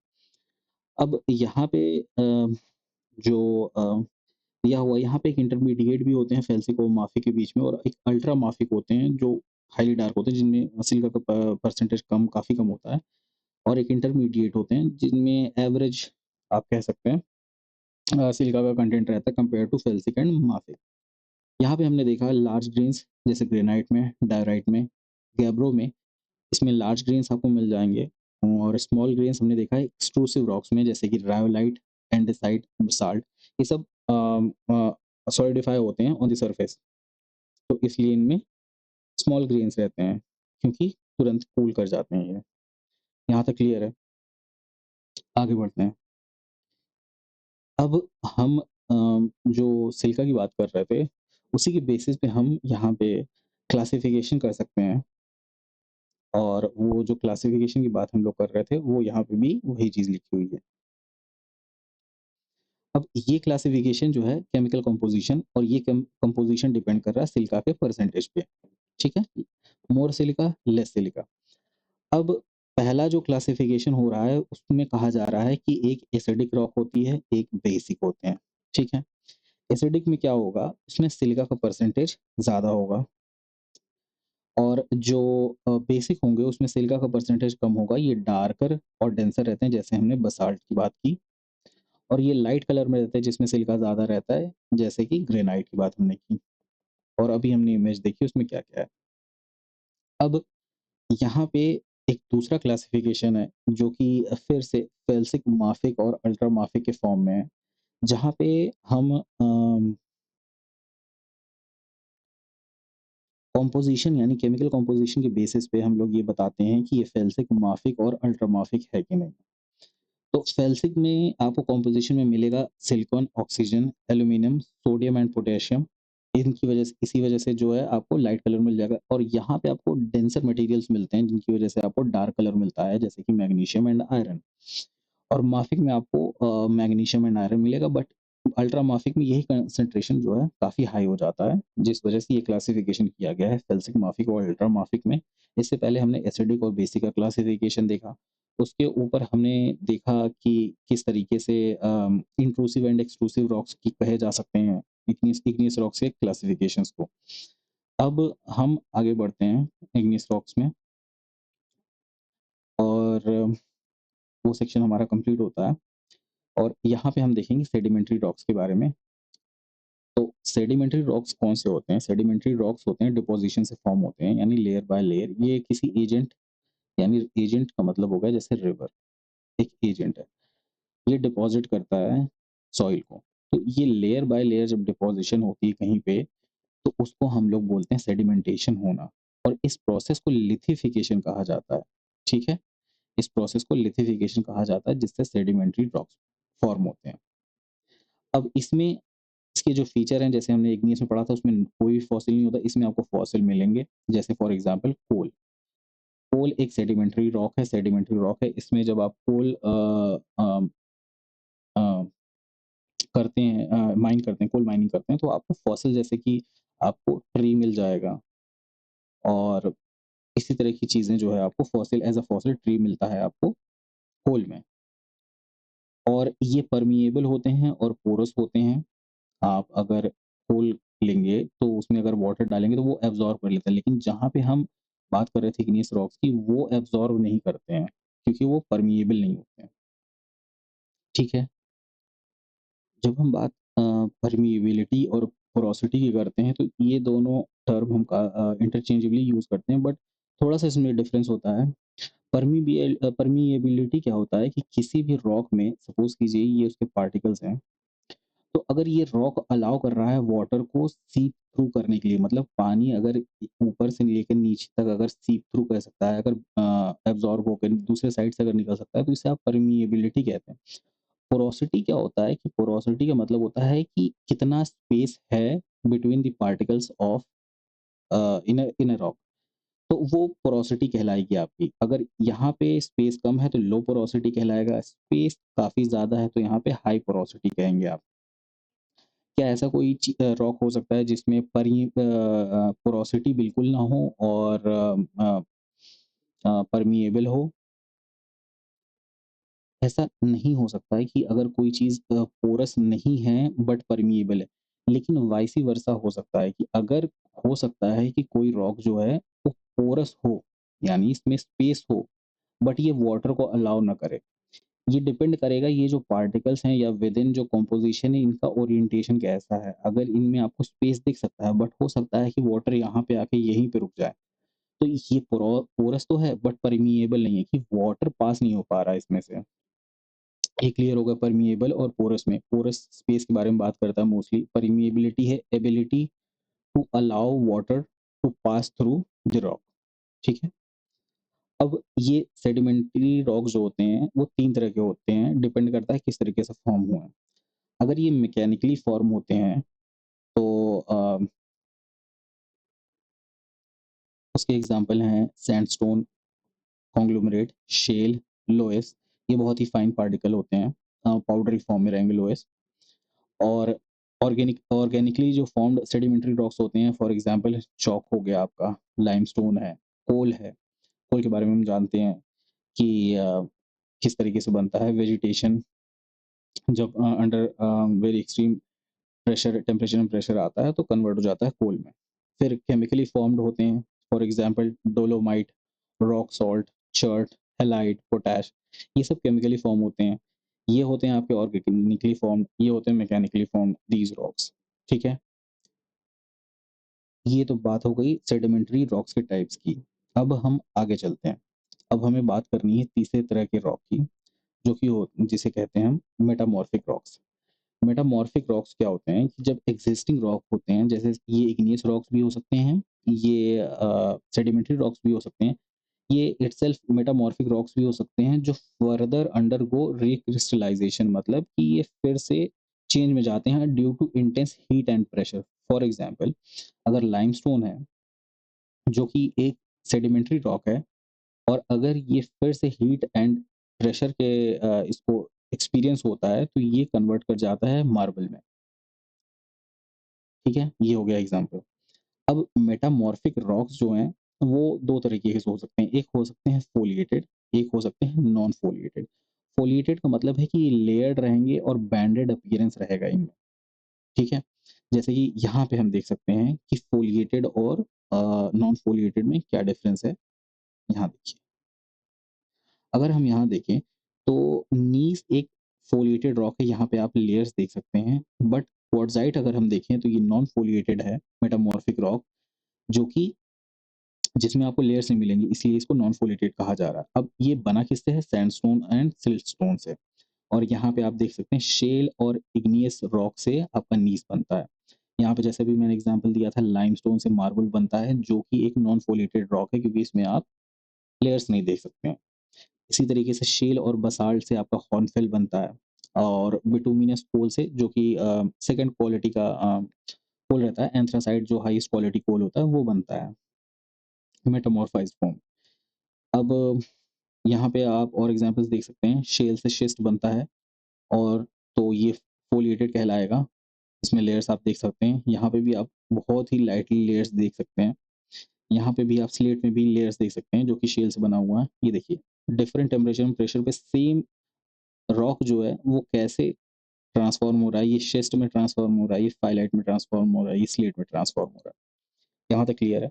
फोलिएटेड एंड नॉन फोलिएटेड में डिफरेंस, यानी लेयर्ड और एक नॉन लेयर्ड होते हैं। यहाँ पे क्वार्टज़ाइट, मार्बल, हॉर्नफेल, एंथ्रासाइट, ये सारे एग्जांपल हमने यहाँ देखे, और ये सारे एग्जांपल ये हैं यहाँ पे। अब हम आगे चलते हैं, थोड़ी बेसिक इन्फॉर्मेशन जो हमारे एग्जाम पॉइंट ऑफ व्यू से हमें काम आएगी।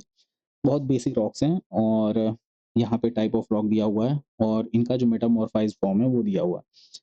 लाइमस्टोन के बारे में हम देख ही लिए हैं, ये सेडिमेंट्री रॉक है जो मार्बल में कन्वर्ट होती है। और मैंने बताया था कि कोई भी रॉक हो सकता है, वो इग्नियस हो सकता है, वो सेडिमेंट्री हो सकता है, या वो खुद मेटामॉर्फिक हो सकता है जो ट्रांसफॉर्म होता है फिर से, और अंडरगो रिक्रिस्टलाइजेशन होता है under temperature and pressure, high temperature and pressure, फिर से वो एक न्यू रॉक फॉर्म करता है जिसे हम मेटामॉर्फिक रॉक कहते हैं। क्लियर है यहाँ तक? तो पहला हमारा ये देखिए, आप यहाँ पे सेडिमेंट्री रॉक है। एक स्लेट जो है मेटामॉर्फिक रॉक है जो खुद भी एक कन्वर्ट हो रहा है फिर से एक मेटामॉर्फिक रॉक में, जो कि शिस्ट या फाइलाइट में कन्वर्ट होता है। अभी हमने देखा शेल, फाइलाइट और स्लेट, और यहाँ पे शिस्ट में, यहाँ पे शिस्ट में कन्वर्ट हो रहा है। क्लियर है यहाँ तक? ग्रेनाइट एक इग्नियस रॉक है, इंट्रूसिव रॉक है, जो कि मेटामॉर्फिक फॉर्म में जब चेंज होती है तो नीस कहलाती है। फाइलाइट इटसेल्फ मेटामॉर्फिक रॉक है, आप यहाँ देख सकते हैं फाइलाइट मेटामॉर्फिक है। वो खुद एक मेटामॉर्फिक रॉक से बना हुआ जो फर्दर मेटामॉर्फिज्म के अंडर में जाता है और शिस्ट बनाता है। ठीक है, यहाँ तक क्लियर है। अब इनके कुछ फीचर्स हैं मेटामॉर्फिक रॉक्स के, जैसे हमने इग्नियस रॉक्स में देखा कि उसमें फॉसिल्स नहीं होते हैं, हार्ड होते हैं, ग्रैन्युलर होते हैं और उसी तरीके से यहाँ पे हम देखते हैं फीचर्स। ये बहुत स्मूथ होते हैं, एग्ज़ाम्पल मार्बल बहुत स्मूथ होता है, आप जानते ही हैं। फिर वाइड रेंज ऑफ कलर्स अभी हमने बात की, यहाँ पे आप देख सकते हैं, ये हल्का-सा रेडिश पिंक है, व्हाइट कलर है, डार्क ग्रीन आप देख सकते हैं, ब्लैक देख सकते हैं। यहाँ पे आप ग्रेइश कलर देख सकते हैं, येलोइश कलर देख सकते हैं। बहुत ही लाइट इसमें ब्लू शेड आप देख सकते हैं और ये ब्लैक है। तो यही बात हो गई कि वाइड रेंज ऑफ कलर्स रहते हैं। Rarely contains fossil. अब आप सपोज़ कीजिए कोई अगर खुद इट सेल्फ इग्नियस रॉक है और वो अगर फॉर्म हो रहा है, मेटामॉर्फिज़्म कर रहा है, तो एक तो पहले ही उसके अंदर कोई फॉसिल नहीं था। तो अब फिर से उसके अंदर कोई फॉसिल आएगा नहीं, क्योंकि इतना हाई टेम्परेचर प्रेशर पे है। अब यहाँ पे जो बात कही जा रही है कि रेयरली है, तो ये यहाँ पे भी आपको हो सकता है क्योंकि ये इंटेंस हीट एंड प्रेशर के अंडर में फिर से जा रहा है, तो वो जो ऑर्गेनिक कंपाउंड रहेगा या जो भी फॉसिल बनने जा रहा है, वो हो सकता है कि वो डिस्ट्रॉय हो जाए due to heat and temperature and pressure. Clear है? एक यहाँ पे और बसाल्ट हमने देखा, एक एक्सट्रूसिव रॉक है, जो कि इग्नियस रॉक है। वो जब मेटामॉर्फाइज़ फॉर्म में होता है, तो हॉर्नब्लेंड में कन्वर्ट हो जाता है। क्लियर है यहाँ तक? आगे बढ़ते हैं।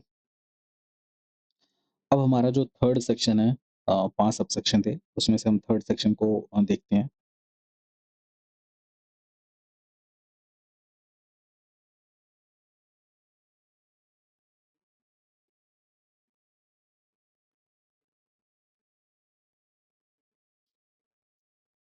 तो ये हमारा थर्ड सेक्शन है, अर्थक्वेक के ऊपर हम लोग बात करेंगे और कुछ बेसिक इन्फॉर्मेशन।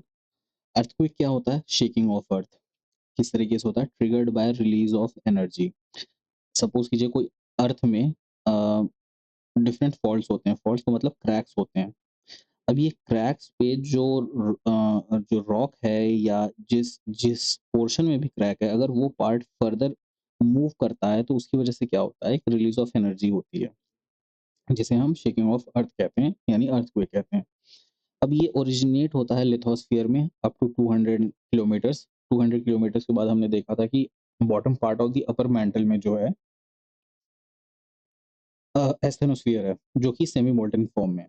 तो यहाँ तक आपका सॉलिड पोर्शन है, जहाँ पे आपके अर्थक्वेक्स ओरिजिनेट होते हैं, क्योंकि उसके बाद अगर एस्थेनोस्फीयर है, तो वहाँ पे वो एब्ज़ॉर्ब हो जाएगा। अगर उसके नीचे भी अगर जनरेट हो रहा है अर्थक्वेक या जनरेट होता होगा या अगर होता भी है, तो अभी तक हमने जो डिटेक्ट किया है या हमारे पास जो इन्फॉर्मेशन वो यही है कि अप टू 200 किलोमीटर्स तक जो है अर्थक्वेक जनरेट करते हैं। फिर यहाँ पे 2 बातें आ जाती हैं, फ़ोकस और हाइपोसेंटर के बारे में। हाइपोसेंटर क्या होता है या फ़ोकस क्या होता है? जो इनसाइड अर्थ होता है, जहाँ पे अर्थक्वेक ओरिजिनेट करता है, इस डायग्राम से आप समझेंगे। ये होता है फ़ोकस। अगर यहाँ पे ये फ़ॉल्ट है जिसकी बात मैं कर रहा था, ये फ़ॉल्ट है आपका, यानी क्रैक है। अगर यहाँ पे कोई मूवमेंट होती है, यहाँ पे सपोज़ कीजिए ये वाला जो पोर्शन है रॉक का, ये इस डायरेक्शन मूव किया, इस डायरेक्शन मूव किया या ये अपर वाला जिसको हैंगिंग वॉल कहते हैं, इस डायरेक्शन में मूव किया या इस डायरेक्शन में मूव किया, इसकी वजह से क्या होता है, यहाँ पे हो सकता है कि अर्थक्वेक जनरेट हो, क्योंकि मतलब स्लिपिंग की वजह से अर्थक्वेक जनरेट होगा। अ, अब यहाँ पे जो अर्थक्वेक जहाँ से जनरेट होगा, जहाँ से स्लिपेज होगी, उस पॉइंट को आप फोकस कहते हैं, ठीक है? जो कि इनसाइड अर्थ होता है। अब ठीक perpendicular on the surface of earth पे जो पॉइंट आएगा, उसे हम एपिसेंटर कहते हैं। तो आपने न्यूज़ में सुना होगा या कहीं पे भी सुना होगा, न्यूज़ पढ़ते होंगे तो कि एपिसेंटर कहाँ पे था अर्थक्वेक का, तो एपिसेंटर हमेशा सरफेस पे रहेगा। ये अर्थ की सरफेस है, यहाँ पे एपिसेंटर रहेगा। और फोकस के बारे में जब आप बात करेंगे तो न्यूज़ में ये भी रहता है साथ में कि 10 किलोमीटर डीप से था। तो वो जो 10 किलोमीटर डीप से था, 4 किलोमीटर डीप से था, तो वो कहा जाता है, ये होता है आपका फोकस, कि फोकस कहाँ पे था? वो रहता है आपका 3, 4, 5 किलोमीटर, 10 किलोमीटर जो भी रहता है, वो विदिन सरफेस रहता है और एपिसेंटर आपके सरफेस पे रहता है। ये दोनों बातें यहाँ क्लियर हो गई। अब आगे बढ़ते हैं। अब टाइप्स ऑफ वेव के बारे में बात कर लेते हैं हम लोग। बेसिकली 2 तरह की वेव्स होती हैं, जो अर्थक्वेक से जनरेट होती हैं। एक होती है आपकी प्राइमरी, एक होती है सेकेंडरी। प्राइमरी इसलिए कहते हैं क्योंकि फर्स्ट सीस्मोग्राफ पे जो रिकॉर्ड होती है वेव, उसको वो प्राइमरी वेव होती है। सेकेंडरी वेव्स प्राइमरी वेव के बाद रिकॉर्ड होती है। प्राइमरी वेव की स्पीड ज़्यादा होती है, इसलिए ये पहले रिकॉर्ड हो जाती है। सेकेंडरी वेव की स्पीड इसकी कंपैरेटिवली कम रहती है, इसलिए ये लेट रिकॉर्ड होती है सेस्मोमीटर पे। उसके अलावा हमारे पास 2 वेव्स और हैं, एक एल वेव्स हैं, एक आर वेव्स हैं, love wave and Rayleigh wave. इसके बारे में भी हम देखेंगे। पहले जो ये 2 वेव हैं, पी एंड एस वेव, इन्हें बॉडी वेव्स कहा जाता है। बॉडी वेव इसलिए कहा जाता है क्योंकि ये with in the interior of earth travel करती हैं। और लव वेव और रेले वेव जो हैं, ये आपको सरफेस पे ट्रैवल करती हुई मिल जाएगी, इसलिए इन्हें सरफेस वेव भी कहा जाता है। ठीक है? अब ये दोनों वेव्स फॉर्म कब होती? ये दोनों वेव्स फॉर्म होती इन दोनों का जब कॉम्बिनेशन होता है सरफेस पे, सपोज़ कीजिए किसी रॉक से या कोई बिल्डिंग है, तो इन दोनों के कॉम्बिनेशन के बाद क्या होता है कि ये वेव्स जनरेट होती हैं। क्लियर? अब पी वेव के बारे में, बॉडी वेव अभी हमने बात की क्योंकि इंटीरियर में रहता है। इस वेव का मोशन जो होता है लॉन्गिट्यूडिनल होता है। अभी हम बात करेंगे लॉन्गिट्यूडिनल मोशन क्या होता है। और स्पीड जो है ग्रेटर देन एस होती है, मैंने बताया सेकेंडरी वेव से ज़्यादा स्पीड होती है, इसलिए वो पहले आ जाती है, इसलिए उसका नाम प्राइमरी वेव पड़ा। ये तीनों मीडियम में ट्रैवल कर सकती हैं, सॉलिड, लिक्विड एंड गैस में। और एक शैडो ज़ोन होता है इनका, जहाँ पे ये डिटेक्ट नहीं होती है, मतलब इसके बारे में बात करेंगे कहाँ डिटेक्ट नहीं होती है, आपको ये याद रखना 105 डिग्री से 145 डिग्री तक। अब इमेज देखते हैं पहले, समझने के लिए इन सारी चीज़ों को।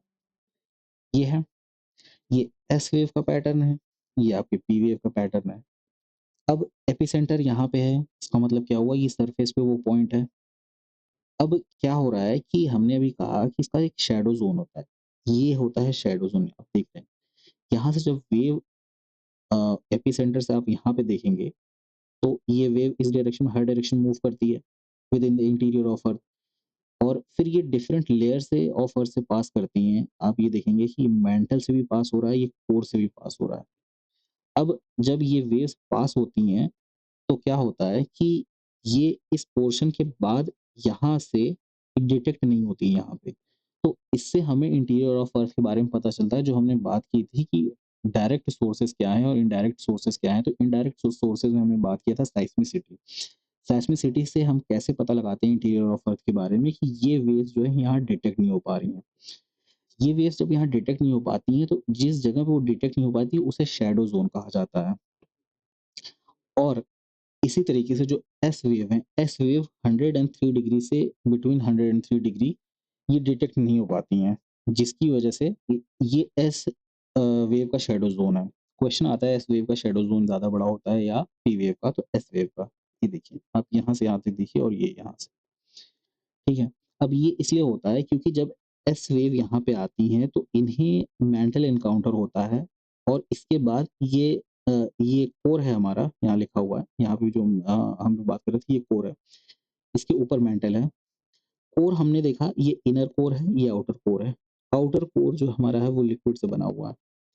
लिक्विड से बने होने की वजह से क्या होता है कि एस वेव्स जो है इसमें ट्रैवल नहीं कर पाती हैं। बट पी वेव्स कर पाती हैं, बट उनका डायरेक्शन चेंज हो जाता है। डायरेक्शन इसलिए चेंज होता है क्योंकि यहाँ पे वो डेंसिटी चेंज होती है। यहाँ पे हमने बात की थी, यहाँ एक डिसकंटिन्यूटी रहती है, जिसे हम गुटेनबर्ग डिसकंटिन्यूटी कहते हैं, जो लोअर मेंटल और आउटर कोर के बीच में रहती है। तो वो डिसकंटिन्यूटी जो हमें पता लगी, वो इसी से पता लगी कि जब साइस्मिक वेव्स जो हैं, जो कि पी वेव्स हैं, वो यहाँ पे बेंड हो जाती हैं। ये हमने कैसे डिटेक्ट किया बेंड हो जाती हैं? साइस्मोमीटर से हमें बहुत सारे कैलकुलेशन के बाद हमें ये पता चल जाता है कि किस तरीके से बेंडिंग हो रही है। अब साथ ही साथ हम देख लेते हैं कि पी वेव्स, ये देखिए पहले आ गई हैं यहाँ पे, इसलिए प्राइमरी वेव्स इनकी जो स्ट्रेंथ रहती है वो कम रहती है। एस वेव्स लेट आती हैं, इसलिए इनको सेकेंडरी कहा जाता है, बट इनकी स्ट्रेंथ ज़्यादा होती है। फिर है हमारी सरफेस वेव्स, जो इन दोनों के कॉम्बिनेशन के बाद बनती हैं, जो कि बहुत ही ज़्यादा डिस्ट्रक्टिव वेव्स बन जाती हैं। अब हम जब प्रोपगेशन की बात कर रहे थे पी और एस वेव की, तो हमने बात की कि पी वेव जो है वो लॉन्गिट्यूडिनल है। ठीक है? लॉन्गिट्यूडिनल का मतलब क्या हुआ, इसमें एक्सपेंशन एंड कंप्रेशन होगा। जो पार्टिकल्स हैं, पार्टिकल्स एक बार एक दूसरे की तरफ मूव करेंगे, फिर एक दूसरे से अवे मूव करेंगे। तो एक्सपेंशन में अवे मूव करते हैं, कंप्रेशन में साथ में मूव करते हैं। तो यहाँ पे आप देखेंगे कंप्रेशन होता हुआ यहाँ दिख रहा है और यहाँ एक्सपेंशन होता हुआ दिख रहा है। क्लियर? अब ठीक उसी तरीके से एस वेव्स जो हैं वो ट्रांसवर्स वेव्स होती हैं। ट्रांसवर्स वेव में क्या होता है कि मोशन जो रहता है वो अप एंड डाउन मोशन रहता है। यहाँ पे टू एंड फ्रो मोशन रहता है, ठीक है? टू एंड फ्रो मतलब आगे-पीछे जाना। अब यहाँ पे क्या होता है कि मूवमेंट आप देख रहे हैं ये ऊपर जा रहा है, नीचे जा रहा है, ऊपर जा रहा है, नीचे जा रहा है। ये जो है आपका ट्रांसवर्स मोशन है, ठीक है? तो कहा जाता है कि एस वेव जो है ट्रांसवर्स मोशन करती हैं और पी वेव जो है वो लॉन्गिट्यूडिनल मोशन में ट्रैवल करती हैं। मतलब वो पार्टिकल्स को ऐसे-ऐसे आगे की तरफ धक्का देंगी, फिर पीछे आगे-पीछे होती रहेंगी। इन दोनों के कॉम्बिनेशन की वजह से सरफेस वेव बनती है और इसमें आप देखेंगे कि दोनों मोशन इंक्लूडेड है। ये इस तरीके से भी मूव कर रही हैं ट्रांसवर्स फॉर्म में और यहाँ पे आप देखेंगे कि कंप्रेशन भी हो रहा है और यहाँ यहाँ पे कंप्रेशन हो रहा है और यहाँ पे आप देखेंगे कि ये जो पार्टिकल्स हैं ये दूर जा रहे हैं। क्लियर है यहाँ पे? यहाँ हमें एक करेक्शन करना है। करेक्शन ये है कि जो लव वेव के बारे में हम लोग डिस्कशन कर रहे थे, लव वेव में क्या होता है, लव वेव जो है वो साइडवेज़ मूव करती हैं, ठीक है? और प्रोपगेशन उनका फॉरवर्ड रहेगा यानी वो आगे की तरफ मूव तो करेंगी बट वो साइडवेज़ होते हुए मूव करेंगी। और रेले वेव्स जो होती हैं, रेले वेव क्या होती हैं, इनका मोशन जो है, इनका मोशन वर्टिकल रहता है। इसमें मोशन जो है, ये साइडवेज़ मोशन रहता है, ठीक है? ये साइडवेज़ मोशन रहेगा, ये ऐसे-ऐसे करके जाएँगी। बट अगर रेले वेव की बात करेंगे तो वो अप एंड डाउन मोशन करती हैं। यहाँ पे आप देख सकते हैं रेले वेव में कंप्रेशन हो रहा है और यहाँ पे आप देख सकते हैं कि ये जो है एक्सपेंशन हो रहा है इस पोर्शन में। तो रेले वेव जो हैं और इनकी वजह से क्या होता है कंप्रेशन और रेयर फ्रैक्शन की वजह से और इस वर्टिकल मूवमेंट की वजह से ये सर्कुलर मोशन में भी मूव करती हैं रिले वेव्स जो हैं। यहाँ तक क्लियर है? अब हम वापस आ जाते हैं अपने चार्ट पे। ये है। अब यहाँ पे जो हम बात कर रहे थे, पी वेव्स जो हैं लॉन्गिट्यूडिनल वेव्स हैं, मतलब इनका propagation to and fro movement रहेगा। ऐसे-ऐसे करके मूव करेंगी वो, कंप्रेशन और एक्सपेंशन के साथ। और इनकी speed greater than S wave होती है। ये सॉलिड, लिक्विड, गैस तीनों में ट्रैवल कर सकते हैं और इनका एक शैडो ज़ोन होता है जहाँ पे ये डिटेक्ट नहीं होती हैं अर्थ के सरफेस पे। कहाँ से? फ्रॉम एपिसेंटर से। फिर एस वेव के बारे में अगर हम बात करें तो ये ट्रांसवर्स वेव्स होती हैं और इनकी स्पीड जो है वो लेस होती है और ये केवल सॉलिड में ट्रैवल कर सकती हैं। इसी वजह से आप देखेंगे कि एस वेव्स जो हैं इनका शैडो ज़ोन इतना ज़्यादा इसलिए होता है क्योंकि ये केवल सॉलिड में ट्रैवल कर सकती हैं और आउटर कोर जो है लिक्विड है। आउटर कोर लिक्विड होने की वजह से ये इसके आगे ट्रैवल कर ही नहीं सकती हैं। अब इनका shadow zone greater than 105 degree, 103 degree भी कहीं पे लिखा मिलेगा आपको, 105 भी मिलेगा। अब हम बात कर लेते हैं एल वेव्स। एल वेव्स जो सरफेस वेव्स होती हैं, जो कि इन ये वेव्स जब सरफेस पे आ जाती हैं ट्रैवल करते हुए, उसके बाद इनका जो कॉम्बिनेशन होता है, जितने भी रॉक्स या जो भी सरफेस पे ऑब्जेक्ट्स हैं, उसके बाद ही एल वेव्स फॉर्मेशन होता है, जो कि ट्रांसवर्स वेव है, यानी साइडवेज़ ये मूवमेंट करती हैं। और फिर यहाँ पे अगर हम देखें इनकी स्पीड जो होती है वो आर वेव से ज़्यादा होती है, यानी रेले वेव से ज़्यादा इनकी स्पीड होती है और ये केवल सॉलिड में ट्रैवल कर सकती हैं। और शैडो ज़ोन क्योंकि ये सरफेस पे ट्रैवल कर रही हैं, तो इनके शैडो ज़ोन का कोई कॉन्सेप्ट यहाँ पे नहीं है। ये दोनों विदिन अर्थ ट्रैवल करती हैं, इसलिए शैडो ज़ोन का कॉन्सेप्ट है क्योंकि जहाँ पे डिटेक्ट नहीं होती हैं, वहाँ पे हम बोलते हैं शैडो ज़ोन है। फिर आर वेव्स जो हैं, ये ट्रांसवर्स प्लस लॉन्गिट्यूडिनल वेव्स का कॉम्बिनेशन होती हैं और इनकी स्पीड एल वेव से कम होती है और ये सॉलिड एंड लिक्विड बोथ दोनों में ट्रैवल कर सकते हैं और फिर वही चीज़ यहाँ पे शैडो ज़ोन का कॉन्सेप्ट यहाँ पे अप्लाई नहीं होता। अब हम यहाँ से आगे बढ़ते हैं। अब हमें पढ़ना है अब हमारा अगला सेक्शन जो कि है वोल्केनोज़ एंड वोल्केनिक लैंडफ़ॉर्म्स का। अब हम बात कर लेते हैं वोल्केनोज़ की और वोल्केनिक लैंडफ़ॉर्म्स की। तो वोल्केनोज़ क्या होते हैं? एक जियोलॉजिकल फीचर होते हैं जिसमें से मोल्टेन मैग्मा कम्स आउट, ठीक है? और बाहर आने के बाद इसे हम लावा कहते हैं। अब इरप्शन जो होता है उसमें क्या-क्या बाहर आता है यानी जब वोल्केनिक इरप्शन होता है, तो लावा रहता है जो कि आपका मैग्मा है बेसिकली। फिर पायरोक्लास्टिक मटेरियल्स निकलते हैं, ये सॉलिड मैग्मा या सॉलिड लावा ही होते हैं, बट थोड़े कोल्ड फॉर्म में होते हैं।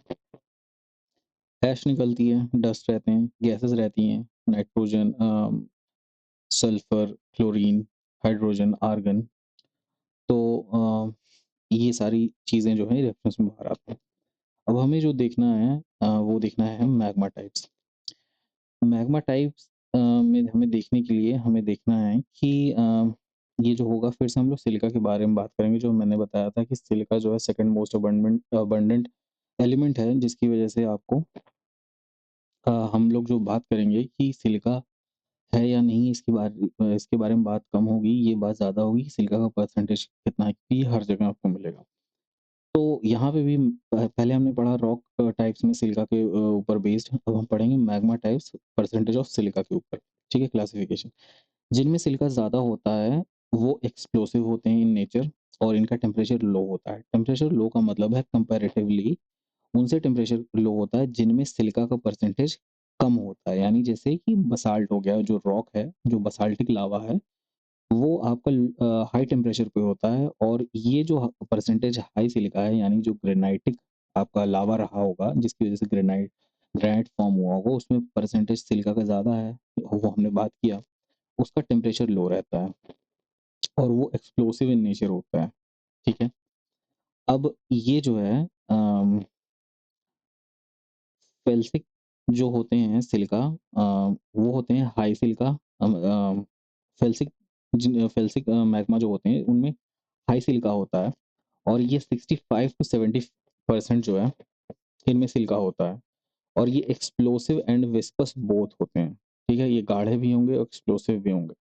और फिर एक इंटरमीडिएट मैग्मा होते हैं, जिनमें परसेंटेज जो है सिलिका का 52 to 63% रहता है, और ये लेस विस्कस रहते हैं, ठीक है। मतलब ये कंपैरेटिवली कम गाढ़े होते हैं, और सिलिका का परसेंटेज जैसे-जैसे बढ़ता जाएगा वो उतना ही ज़्यादा एक्सप्लोसिव रहता है, ये ध्यान रखिएगा बस। अ, फिर आता है हमारा माफिक मैग्मा, जिसमें सिलिका का परसेंटेज 45 to 52% रहता है। ये फ्लूइडिक रहता है और नॉन एक्सप्लोसिव रहता है, ठीक है। जैसे हमारा जो फ्लड बसाल्ट था, फ्लड बसाल्ट डेक्कन लावा जिससे बना, डेक्कन प्लेटू जिससे बना, वो इसी से बना है, क्योंकि ये फ्लूइड था। इसीलिए ये बहुत बड़े एरिया में, अराउंड 10 लाख स्क्वायर किलोमीटर के एरिया में ये स्प्रेड हो सका। फिर आता है हमारा अल्ट्रामाफिक, जो कि जिसमें लेस देन 45% सिलिका कंटेंट होता है, और एक्सट्रीमली फ्लूइड होता है, ठीक है। तो ये तो हो गए हमारे magma types based on silica percentage. और अगर सिलिका का परसेंटेज ज़्यादा होगा तो उसका टेम्परेचर कम होगा और वो एक्सप्लोसिव ज़्यादा होगा। ये एक जनरल स्टेटमेंट था, ठीक है। और इसमें हमने देखा एक फेल्सिक नेचर है, एक इंटरमीडिएट है, एक माफिक है और एक अल्ट्रा माफिक है। इन्हीं की बेस पे जब ये सॉलिडिफाई होंगे तो ये जो रॉक्स बनेंगे वो भी फेल्सिक, इंटरमीडिएट और माफिक और अल्ट्रा माफिक देखने को मिलते हैं, जो हमने पहले बात कर लिया। अब कॉजेज़ ऑफ इरप्शन क्या है? अब कॉजेज़ ऑफ इरप्शन जो है यहाँ पे मेंशन जो है वो आपको प्लेट बाउंड्रीज़ मेंशन्ड है, और ये जो प्लेट बाउंड्रीज़ मेंशन्ड है इसके बारे में हम लोग नेक्स्ट चैप्टर में बात करेंगे, बट यहाँ पे हम बस सिर्फ इतना देखेंगे कि आखिर ये प्लेट बाउंड्रीज़ की वजह से इरप्शन कैसे हो रहा है। पहला आपका कन्वर्जेंट प्लेट बाउंड्रीज़। अब ये जो प्लेट है, मैंने बहुत स्टार्टिंग में इस वीडियो में बताया था कि प्लेट्स जो हैं ये आपकी लिथोस्फीयर है, लिथोस्फेरिक प्लेट है, ठीक है। इसमें आपका क्रस्ट है, crust plus upper part of upper mantle है, ठीक है। वो लिथोस्फीयर मूव करता है स्टेनोस्फीयर पे, जो कि आपका ये ऑरेंज वाला पोर्शन है। इस ऑरेंज पोर्शन पे डिफरेंट डिफरेंट प्लेट्स जो हैं वो मूव कर रही हैं। जैसे ये एक प्लेट है, वो मूव कर रही है एस्टेनोस्फीयर के ऊपर, और ये जो आप देख रहे हैं ये एक डिफरेंट, कंप्लीटली डिफरेंट प्लेट है। अम, इसकी बात मैं कर रहा हूँ। ये जो है ये एक डिफरेंट प्लेट है, और यहाँ पे जो आप देख रहे हैं ये एक डिफरेंट प्लेट है। ये वाला पोर्शन, ऑरेंज वाला पोर्शन जो है ये हमारा एस्टेनोस्फीयर है। अब ये दोनों प्लेट, ये प्लेट 1 है, ये प्लेट 2 है, ये दोनों मूव कर रही हैं एस्टेनोस्फीयर के ऊपर। अब ये जब आपस में एक-दूसरे की तरफ मूव करती हैं तो इन्हें कन्वर्जेंट प्लेट बाउंड्री कहा जाता है। इसमें क्या होता है कि जो डेंसर प्लेट रहती है, जिसमें डेंसिटी ज़्यादा होगी, वो सबडक्ट करती है, मतलब वो एक दूसरी प्लेट के, जो सामने वाली प्लेट है उसके नीचे वो चली जाएगी, जिसको बोलते हैं सबडक्शन होना। अब इस सबडक्शन में क्या होता है कि यहाँ तक तो ठीक है, जब ये लिथोस्फेरिक प्लेट यहाँ बेंड होकर के इस पोर्शन में आती है जहाँ पे आपका एस्थेनोस्फीयर है, यहाँ पे ये मेल्ट हो जाती है। मेल्ट होने के बाद क्या होती है, यहाँ पे बहुत हाई प्रेशर क्रिएट होता है। जो रिसेंटली मेल्टेड लावा रहता है वो इरप्ट करता है, क्योंकि यहाँ प्रेशर बहुत हाई हो जाता है मेल्ट होने की वजह से, और यही ये इरप्शन होता है। तो ये एक कॉज है कन्वर्जन प्लेट बाउंड्री। जब यहाँ पे दो प्लेट्स आपस में कन्वर्ज होती हैं तो यहाँ पे आपको लावा देखने को मिलता है और वॉल्केनिक इरप्शन आपको देखने को मिलता है। दूसरा होता है आपका डाइवर्जेंट प्लेट बाउंड्री, जहाँ पे दो लिथोस्फेरिक प्लेट, एक ये प्लेट है एक ये प्लेट है, जब ये अलग होती हैं, मतलब डाइवर्ज होती हैं, एक दूसरे से दूर जाती हैं, तब लावा इरप्शन होता है। और ये प्लेट दूर जाती क्यों है? वो जाती हैं कन्वेक्शन करंट की वजह से, जो कि मैंटल में है, ठीक है? मैंटल में यानी एस्थेनोस्फीयर में जो आपके कन्वेक्शन करंट्स हैं, उनकी वजह से ये प्लेट्स मूव करती हैं। अब इन प्लेट्स के मूव करने की वजह से यहाँ से लावा आपका बाहर आता है। अब इसी वजह से डाइवर्जेंट प्लेट बाउंड्री की वजह से एक मिड ओशियनिक रिज है जो जो अटलांटिक ओशन में है और सारे ओशन में है ऑलमोस्ट। तो वहाँ पे ये डाइवर्जेंट प्लेट बाउंड्री की वजह से यहाँ से लावा जो है बाहर आता है, जिसकी वजह से हमें वोल्केनिक इरप्शन मिलता है। इसको फिशर इरप्शन बोलते हैं क्योंकि ये बहुत स्लो रहता है। ये एक्सप्लोसिव इन नेचर रहता है क्योंकि प्रेशर हाई रहता है, जिसकी वजह से ये बहुत ही एक्सप्लोसिव वे में निकलेगा यहाँ से। यहाँ से इतने ईज़िली निकलता है, इसलिए इसको फिशर इरप्शन कहते हैं, ठीक है? इसकी एग्ज़ाम्पल एक और है जो कि आइसलैंडिक इरप्शन है। आइसलैंडिक वोल्केनोज़ जो हैं वो इसी तरीके से इरप्ट करते हैं, अभी रिसेंटली न्यूज़ में थे। वो ऐसे ही धीरे-धीरे फ्लो करते रहेंगे। फ्लूइडिक इन नेचर होते हैं। फ्लूइडिक इन नेचर यानी इसमें सिलिका कंटेंट कम है और इसमें सिलिका कंटेंट ज़्यादा रहेगा, ठीक है? अब एक होते हैं कॉन्टिनेंटल वोल्केनोज़। जैसे अगर ये पोर्शन ही अगर हम देख लें कन्वर्जेंट बाउंड्री का, तो ये एक कॉन्टिनेंट हो सकता है, ठीक है? ये कॉन्टिनेंट अगर है तो इस कॉन्टिनेंट पे जो ये वोल्केनो निकल रहा है, ये भी इसको हम कॉन्टिनेंटल वोल्केनो भी कह सकते हैं। अब कन्वर्जेंट प्लेट बाउंड्री और कॉन्टिनेंटल वोल्केनोज़ में डिफरेंस क्या है कि ये जो कन्वर्जेंट प्लेट बाउंड्रीज़ हैं, हो सकता है कि ये 2 ओशियानिक प्लेट हों, एक कॉन्टिनेंट ना हो। तो वहाँ पे भी वोल्केनिक इरप्शन होता है, जैसे जापान, ठीक है? अगर हम देखें यूरोपियन प्लेट जो है, उसका जो थोड़ा-सा पोर्शन है, वो ओशियानिक प्लेट से बना हुआ है, और पैसिफिक प्लेट है हमारी जो कंप्लीटली ओशियानिक प्लेट है। जब वो दोनों ओशियानिक प्लेट कन्वर्ज करती हैं, तब इसकी वजह से जो लावा इरप्शन होता है, उसकी वजह से हमारे जापानीज़ आइलैंड बने हुए हैं, ठीक है? ये तो बात हो गई कॉजेज़ ऑफ इरप्शन की। अब हम देखेंगे क्लासिफिकेशन ऑफ वोल्केनो और डिस्ट्रीब्यूशन ऑफ वोल्केनोज़ भी हम यहीं देखेंगे। अब अगर क्लासिफिकेशन ऑफ वोल्केनोज़ की बात की जाए, तो ये बेस्ड ऑन पीरियोडिसिटी हो सकते हैं। इसका मतलब कितनी फ्रीक्वेंसी है इनकी इरप्शन की। पहला हो सकता है एक्टिव, मतलब कि वो हाल-फिलहाल में उनमें इरप्शन हुआ है या उनमें इरप्शन देखा जाता है अक्सर, तो उसे हम एक्टिव कह सकते हैं। एग्ज़ाम्पल इसका है रिंग ऑफ फायर। ये रिंग ऑफ फायर है जिसे आप देख सकते हैं। ये पैसिफिक प्लेट है। इस पैसिफिक प्लेट की बाउंड्री पे आप वोल्केनिक इरप्शन देख सकते हैं, क्योंकि यहाँ पे ये कन्वर्जेंट बाउंड्री, अभी हमने कन्वर्जेंट बाउंड्री से बात की कि किस तरीके से वोल्केनिक इरप्शन होता है। तो यहाँ पे कन्वर्जेंट बाउंड्री है, 2 अ, लिथोस्फेरिक प्लेट्स जो हैं वो आपस में कन्वर्ज कर रही हैं। पैसिफिक प्लेट क्योंकि डेंसर है, मैंने बताया जो डेंसर प्लेट रहेगी वो जो लाइटर प्लेट रहेगी उसके नीचे सबडक्ट कर जाएगी, क्योंकि इसका वज़न ज़्यादा रहेगा, वेट ज़्यादा रहेगा, इसकी वजह से डेंसिटी ज़्यादा है। इसकी वजह से ये सबसाइड कर जाएगी नीचे और उसके बाद वोल्केनिक इरप्शंस होते हैं। तो ये जो पूरी पैसिफिक प्लेट्स है, इस पैसिफिक प्लेट है, इसकी बाउंड्री पे आपको इरप्शन देखने को मिलेगा और यहीं पे आपको अर्थक्वेक्स भी बहुत ज़्यादा मिलेंगे इस रीजन में, रिंग ऑफ फायर में। रिंग ऑफ फायर इसलिए कहा जा रहा है क्योंकि यहाँ पे वोल्केनिक इरप्शन कंटिन्यूअस रहते हैं। अब यहीं पे जो मैं बात कह रहा था, यहाँ पे आप देखेंगे यहाँ पे जापानीज़ आइलैंड है, ठीक है?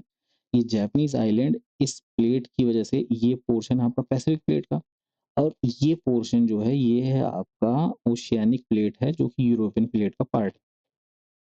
इसकी वजह से क्या होता है कि यहाँ पे आपका जापानीज़ आइलैंड बना हुआ है वोल्केनिक इरप्शन से। क्लियर? अब एक्टिव वोल्केनो में हम देख सकते हैं एग्जांपल माउंट स्ट्रोम्बोली का, जिसे लाइट हाउस ऑफ मेडिटेरेनियन भी कहते हैं। ये इटली में है, ठीक है? इटली में बहुत फेमस फेमस वोल्केनोज़ हैं, जैसे आपके अम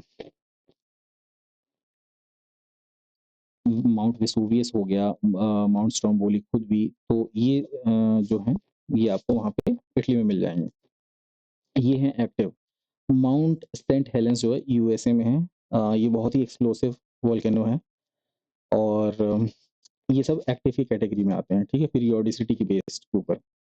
अब हम आ जाते हैं डोरमेंट के ऊपर। डोरमेंट का मतलब हो गया है कि ये इनएक्टिव है, मतलब इनमें हाल-फिलहाल में जो है कोई एक्टिविटी नहीं देखी गई है, बट इनमें एक पॉसिबिलिटी रहती है कि ये नियर फ्यूचर में कभी भी इरप्ट कर सकते हैं। तो उसका एक एग्ज़ाम्पल है किलिमंजारो, माउंट किलिमंजारो, जो कि तंज़ानिया में है।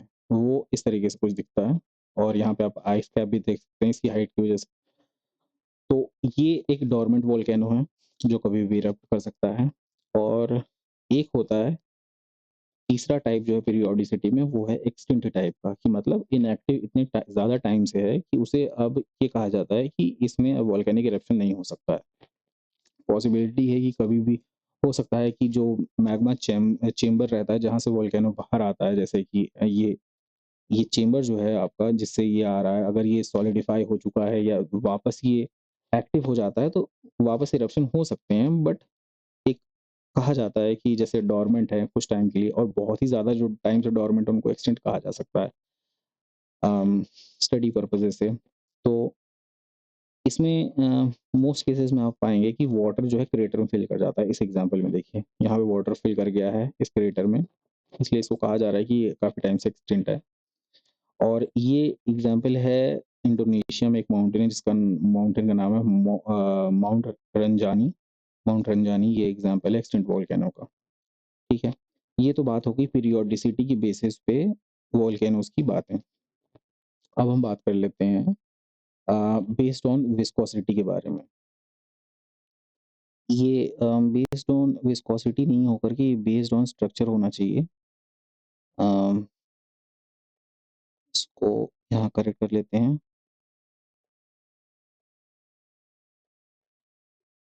अब स्ट्रक्चर के बेसिस पे हम वोल्केनोज़ को किस तरीके से डिफाइन कर सकते हैं।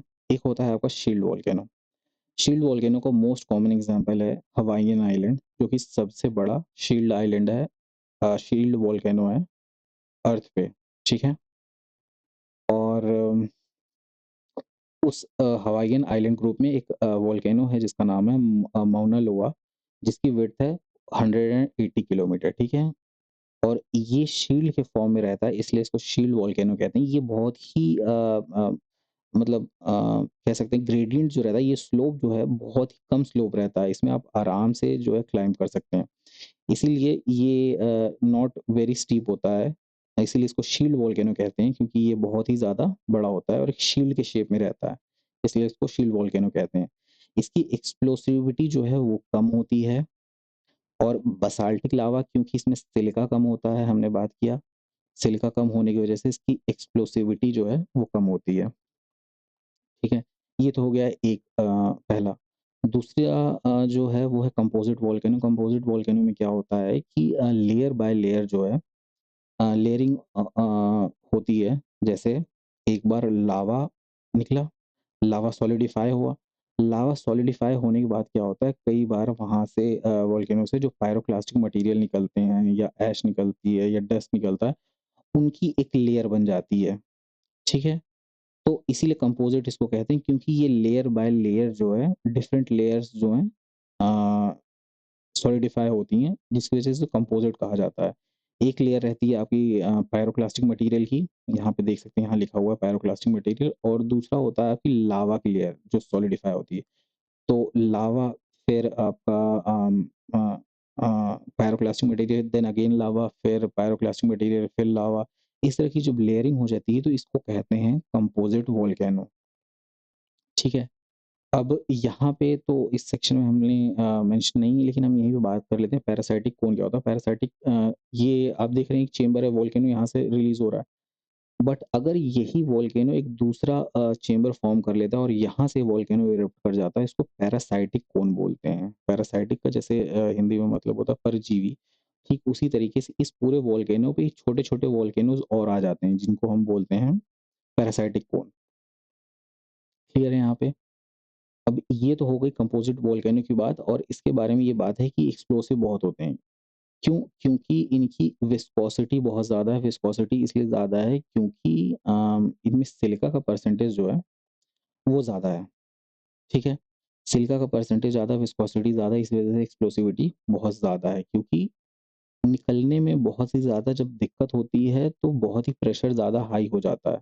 अब प्रेशर हाई होने की वजह से इसके बाद जब लावा इरप्ट करता है तो वो एक्सप्लोजन के साथ करता है क्योंकि यहाँ पे गैस की वजह से बहुत हाई प्रेशर क्रिएट हो जाता है इस विस्कोसिटी की वजह से। ये निकल नहीं पाता है यहाँ से, तो इस वजह से ये एक्सप्लोसिव हो जाता है। लेयर्ड स्ट्रक्चर रहता है, हमने बात की पायरोक्लास्टिक मटेरियल देन लावा देन पायरोक्लास्टिक मटेरियल इस तरीके से, इसलिए इसको कंपोजिट वोल्केनो कहते हैं। कैल्डेरा एक स्ट्रक्चर होता है जिसमें कंपोजिट वोल्केनो जो रहता है वो कोलैप्स कर जाता है। ये जो वोल्केनो है, ये जब कभी इतना ज़्यादा एक्सप्लोजन होता है कि ये जो अपर पोर्शन है ये कोलैप्स कर जाता है, जैसे यहाँ पे आप देख सकते हैं ये अपर पोर्शन कोलैप्स कर गया और यहाँ पे एक आप कह सकते हैं डिप्रेशन क्रिएट हो जाता है। इसको हम कैल्डेरा कहते हैं और फिर इसमें नए-नए वोल्केनिक चेंबर्स बन सकते हैं, वोल्केनिक कोन्स बन सकते हैं, वो अलग बात है, बट ये जो स्ट्रक्चर है इसे हम कैल्डेरा कहते हैं, ठीक है? कंपोजिट वोल्केनोज़ जब कोलैप्स करते हैं। अब ये मोस्ट एक्सप्लोसिव होते हैं, क्यों?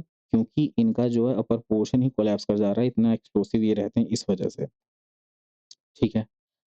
अब फिर अगला रहता है अगला टाइप जो है वो है फ्लड बासाल्ट प्रोविंस, जिसमें हाइली फ्लूइड लावा जो रहता है हाइली फ्लूइडिक रहता है और इसमें सिलिका का परसेंटेज क्या होगा? बहुत कम रहेगा। सिलिका का परसेंटेज कम होने की वजह से ये हाइली फ्लूइडिक रहते हैं, जिसके बारे में हमने बात की। डेक्कन ट्रैप्स यानी डेक्कन प्लेटो जो हमारा फॉर्म हुआ है, वो आप ये सोचिए कि ये जो फ्लूइडिटी है वो इतनी ज़्यादा है कि वो इतने बड़े पोर्शन में ये लावा फ्लो कर गया और अगर हम जो शील्ड वोल्केनो की बात कर रहे थे उसकी जो विड्थ थी वो 180 किलोमीटर थी। बट अगर आप फ्लड बासाल्ट प्रोविंस में देखेंगे तो ये हाईली फ्लूइडिक रहता है, जिसकी वजह से यहाँ पे आप ये पोर्शन देख सकते हैं, इतना बड़ा स्ट्रक्चर ये क्रिएट हो जा रहा है, ठीक है? फिर एक होता है मिड ओशियानिक रिज, ठीक है? अभी हमने बात की थी मिड ओशियानिक रिजेस की जो डाइवर्जेंट प्लेट बाउंड्री से बनते हैं, जहाँ से लावा जो है ईज़िली इरप्ट करता है, जिसे हम फिशर इरप्शन भी कहते हैं। एग्ज़ाम्पल के लिए अटलांटिक मिड ओशियानिक रिज। यहाँ तक क्लियर है? क्लासिफिकेशन जो है वोल्केनो का। अब हम यहाँ से आगे बढ़ते हैं। अब जो क्लासिफिकेशन हम करेंगे वोल्केनोज़ का वो हम करेंगे टाइप्स ऑफ इरप्शन के बेस्ड, ठीक है? तो टाइप्स ऑफ इरप्शन पे अगर हम देखें तो हमारे सामने ये टाइप्स हैं। तो मोस्टली आप इसमें जो टाइप्स देखेंगे वो किसी न किसी वोल्केनो के नाम पे हैं, जैसे आइसलैंडिक वोल्केनो। आइसलैंडिक वोल्केनो बासाल्टिक होता है, फिशर इरप्शन होता है, फ्लूइड रहता है, बासाल्टिक इरप्शन है तो फ्लूइडिक होगा, क्यों? क्योंकि सिलिका परसेंटेज कम है। और फिशर इरप्शन होता है क्योंकि ईज़िली निकलते हैं, इसलिए फिशर मतलब क्रैक्स से आराम से निकल जाते हैं, इसलिए इनको फिशर कहा जाता है। और फिर हवाईयन वोल्केनो जो कि शील्ड वोल्केनो के फॉर्म में रहते हैं, इनको इस तरह के जो भी वोल्केनो हैं उनको हवाईयन वोल्केनो भी कहा जाएगा। बेसिकली ये क्या है कि अगर कहीं-कहीं पे सेम टाइप के वोल्केनोज़ पाए जा रहे हैं तो उनको डिनोट कर दिया जाता है कि जैसे कि ये आइसलैंडिक वोल्केनो है, ये हवाईयन वोल्केनो के टाइप है, ये स्ट्रोम्बोलियन के टाइप है, तो उस बेसिस पे ये नोमेनक्लेचर हो जाता है। फिर हम देखें स्ट्रोम्बोलियन जो हमने बात किया कि लाइट हाउस ऑफ मेडिटेरेनियन है, ये बहुत ही एक्सप्लोसिव रहता है और इसमें ग्लोइंग लावा निकलता है, जिसकी वजह से इसको लाइट हाउस ऑफ मेडिटेरेनियन कहा जाता है, जो कि इटली में है। फ्रीक्वेंटली बर्स्ट करता है, ठीक है? स्ट्रोम्बोलियन टाइप का जो वोल्केनो रहेगा। अब ये कहाँ से आया है? जो स्ट्रोम्बोलियन वोल्केनो है, उसके कैरेक्टरिस्टिक अगर किसी वोल्केनो में पाए जाते हैं, तो उनसे कहा जाता है कि स्ट्रोम्बोलियन वोल्केनो है ये, ठीक है? एक पिलियन होता है, पिलियन भी एक माउंटेन है और उसके हिसाब से ये नाम दिया गया है। ये एक्सप्लोसिव होता है, बहुत ही डिस्ट्रक्टिव होता है, इसमें से बहुत ज़्यादा पायरोक्लास्टिक मटेरियल निकलता है, इसे आप इमेज में देख सकते हैं। तो ये पिलियन टाइप के वोल्केनोज़ को डिनोट करने के लिए। एक होता है प्लिनियन टाइप में मोस्ट एक्सप्लोसिव है, हाई स्पीड जेट ब्लास्ट होता है, जैसे ये आप ये देख रहे हैं। ये देख रहे हैं इतना ज़्यादा डस्ट क्लाउड जो है, आप देख सकते हैं पायरोक्लास्टिक मटेरियल का, ठीक है? और एक होता है आपका वल्कनियन टाइप का, ठीक है? जो कि मॉडरेट गैस और ऐश निकलती है इसमें से, इसको हम लोग वल्कनियन टाइप कहते हैं। तो आइसलैंडिक, हवाईयन, स्ट्रोम्बोलियन पिलियन, प्लेनियन एंड वोल्केनियन। अब हमने एक बार बात कर ली है डिस्ट्रीब्यूशन ऑफ वोल्केनोज़ की, बट एक बार फिर से हम बात कर लेते हैं डिस्ट्रीब्यूशन ऑफ वोल्केनोज़ की। हमने बात किया कि अटलांटिक ओशन में मिड ओशनिक रिज है। ये है वो मिड ओशनिक रिज, ठीक है? अब ये सिर्फ़ अटलांटिक ओशन में नहीं है, आप देखेंगे यहाँ पे ये अटलांटिक ओशन नहीं है, आप इंडियन ओशन में भी देखेंगे। आप इसे पैसिफिक ओशन में देखेंगे, ये आपके पैसिफिक रिंग ऑफ फायर का हाफ पोर्शन यहाँ पे, हाफ पोर्शन यहाँ पे है, ठीक है? तो ये डिस्ट्रीब्यूशन ऑफ वोल्केनोज़ है और जहाँ पे ये डिस्ट्रीब्यूशन है वोल्केनोज़ पे आप डॉट्स देख सकते हैं, ये डॉट्स रिप्रेज़ेंट कर रहे हैं अर्थक्वेक्स को। तो जहाँ-जहाँ पे आप देखेंगे कि वोल्केनिक इरप्शंस हो रहे हैं, वहाँ पे अर्थक्वेक्स होते हैं, ठीक है? अब हमें देखना है एक एग्ज़ाम पॉइंट ऑफ व्यू से इम्पोर्टेंट चीज़ जो कि है वोल्केनिक लैंडफ़ॉर्म्स और अब इन लैंडफ़ॉर्म्स के बारे में अगर हम बात करें, तो इसमें क्या होता है कि जो लावा सॉलिडिफ़िकेशन है, जो लावा सॉलिडिफ़ाई हो रहा है, ये डिफरेंट डिफरेंट स्ट्रक्चर्स फ़ॉर्म करता है, जिनके डिफरेंट डिफरेंट नेम्स हैं, जिनको हमें जानना है। पहला जो सबसे बड़ा लैंडफ़ॉर्म होता है, वो होता है बैथोलिथ।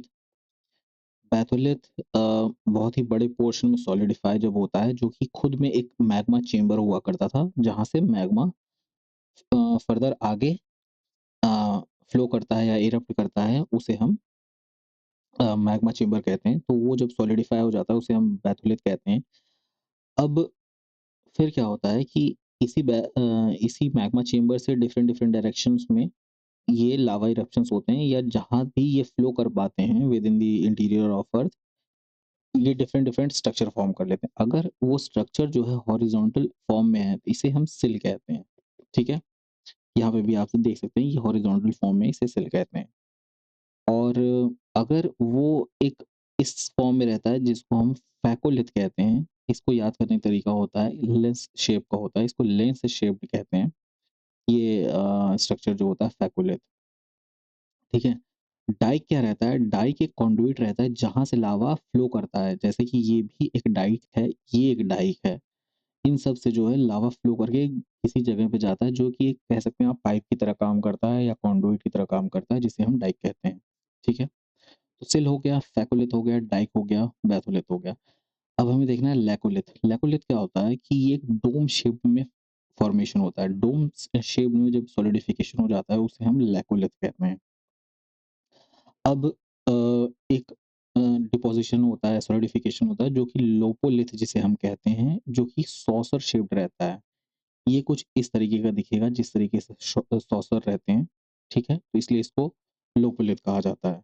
तो ये कुल मिलाकर के lopolith, sill, dyke, phacolith, laccolith and batholith. तो ये कुल मिला के आपके 6 जो हैं, ये लैंडफ़ॉर्म्स होते हैं, वोल्केनिक लैंडफ़ॉर्म जो इंटीरियर ऑफ अर्थ फ़ॉर्म होते हैं, ठीक है?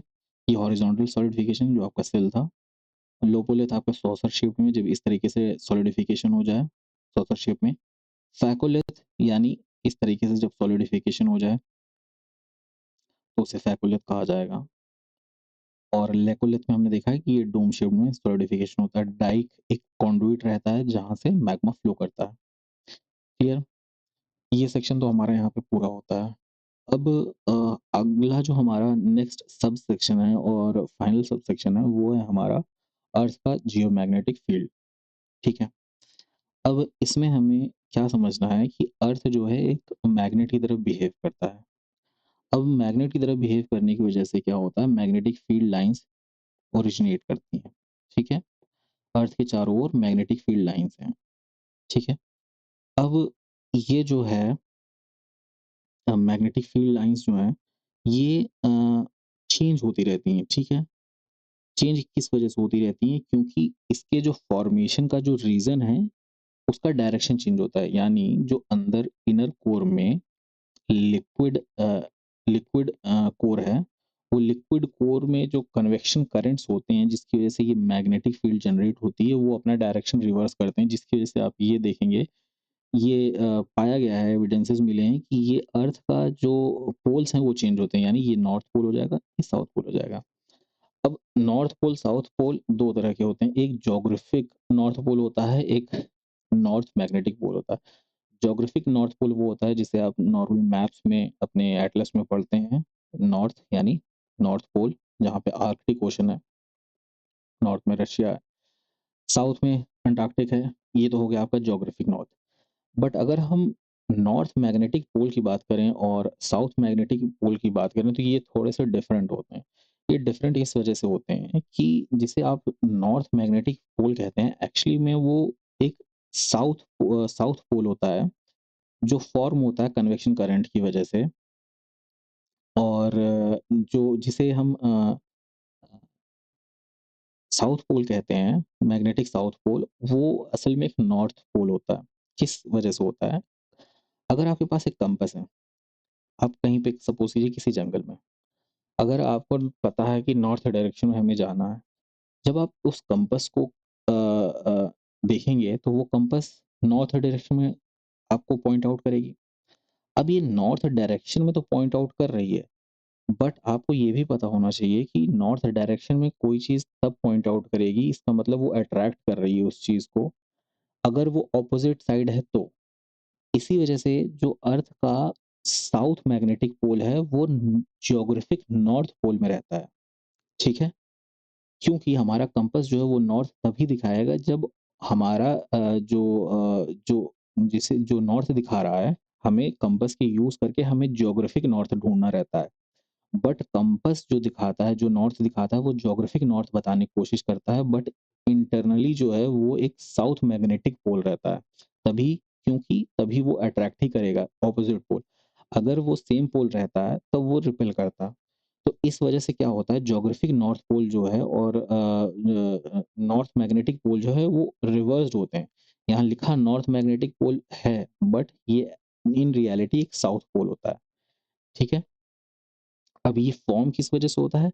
अर्थ के इंटीरियर लिक्विड कोर में कन्वेक्शन करंट्स होते हैं जिसमें डिफरेंट मटेरियल हैं, जैसे कि आयरन है, जिसकी वजह से करंट फ्लो करता है। उस करंट फ्लो करने की वजह से जो है हमारे यहाँ मैग्नेटिक फील्ड अर्थ पे जनरेट होती है।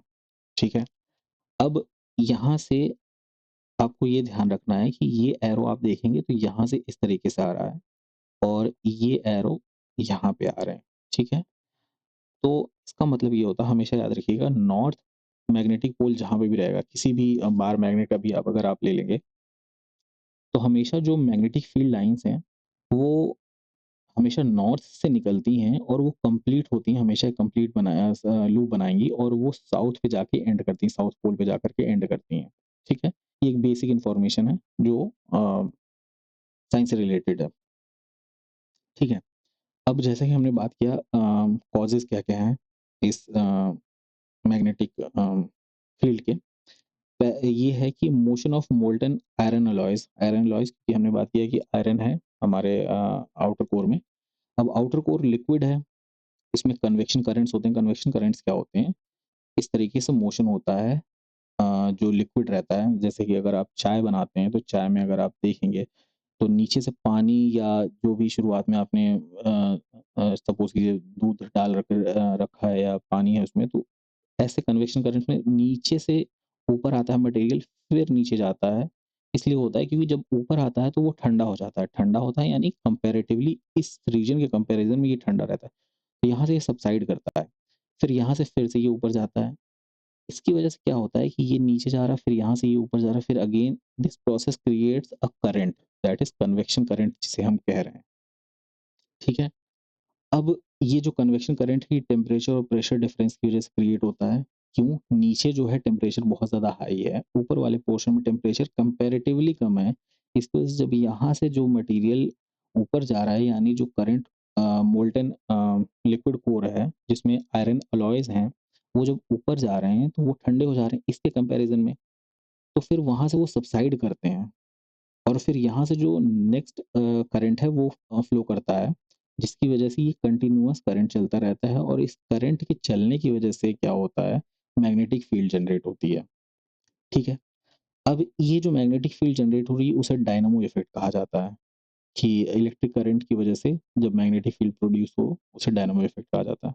ठीक है? तो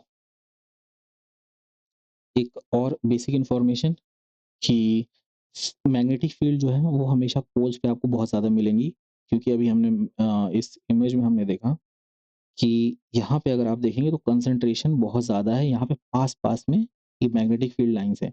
यहाँ पे आप देखेंगे इस इन 2 में यहाँ पे गैप है, यहाँ सबसे ज़्यादा गैप है, और जैसे ही वो पोल्स के पास आ रहे हैं तो यहाँ पे गैप कम हो जा रहा है। इसी वज़ह से कहा जा रहा है कि magnetic field greatest at poles हैं, यानी स्ट्रेंथ जो है उनकी मैग्नेटिक स्ट्रेंथ जो है वो बहुत ज़्यादा रहेंगी, और मिनिमम एट इक्वेटर। क्यों? क्योंकि वहाँ पे इक्वेटर पे बहुत ज़्यादा गैप आ जा रहा है 2 फ़ील्ड लाइन्स के बीच में। यहाँ तक क्लियर है? अब हम लोग बात करते हैं जियोमैग्नेटिक रिवर्सल में। जियोमैग्नेटिक रिवर्सल की बात भी हमने बात कर ली थी शुरुआत में कि पोल्स जो हैं वो रिवर्स करते हैं, इसके हमारे पास एविडेंस है। ये एविडेंस किस तरीके से हैं, ये हम आगे जब हम लोग प्लेट टेक्टोनिक्स पढ़ेंगे तब हमें वहाँ पे उस एविडेंस को हमने यूज़ किया था। पैलियोमैग्नेटिज़्म जिसे कहते हैं, उसमें क्या होता है कि कोई सपोज़ कीजिए जब लावा इरप्ट कर रहा है, हमने बात की मिड ओशियनिक रेज की। मिड ओशियनिक रेज में क्या होता है, यहाँ से लावा इरप्ट कर रहा है, अब ये लावा धीरे-धीरे सॉलिडिफ़ाई कर रहा है।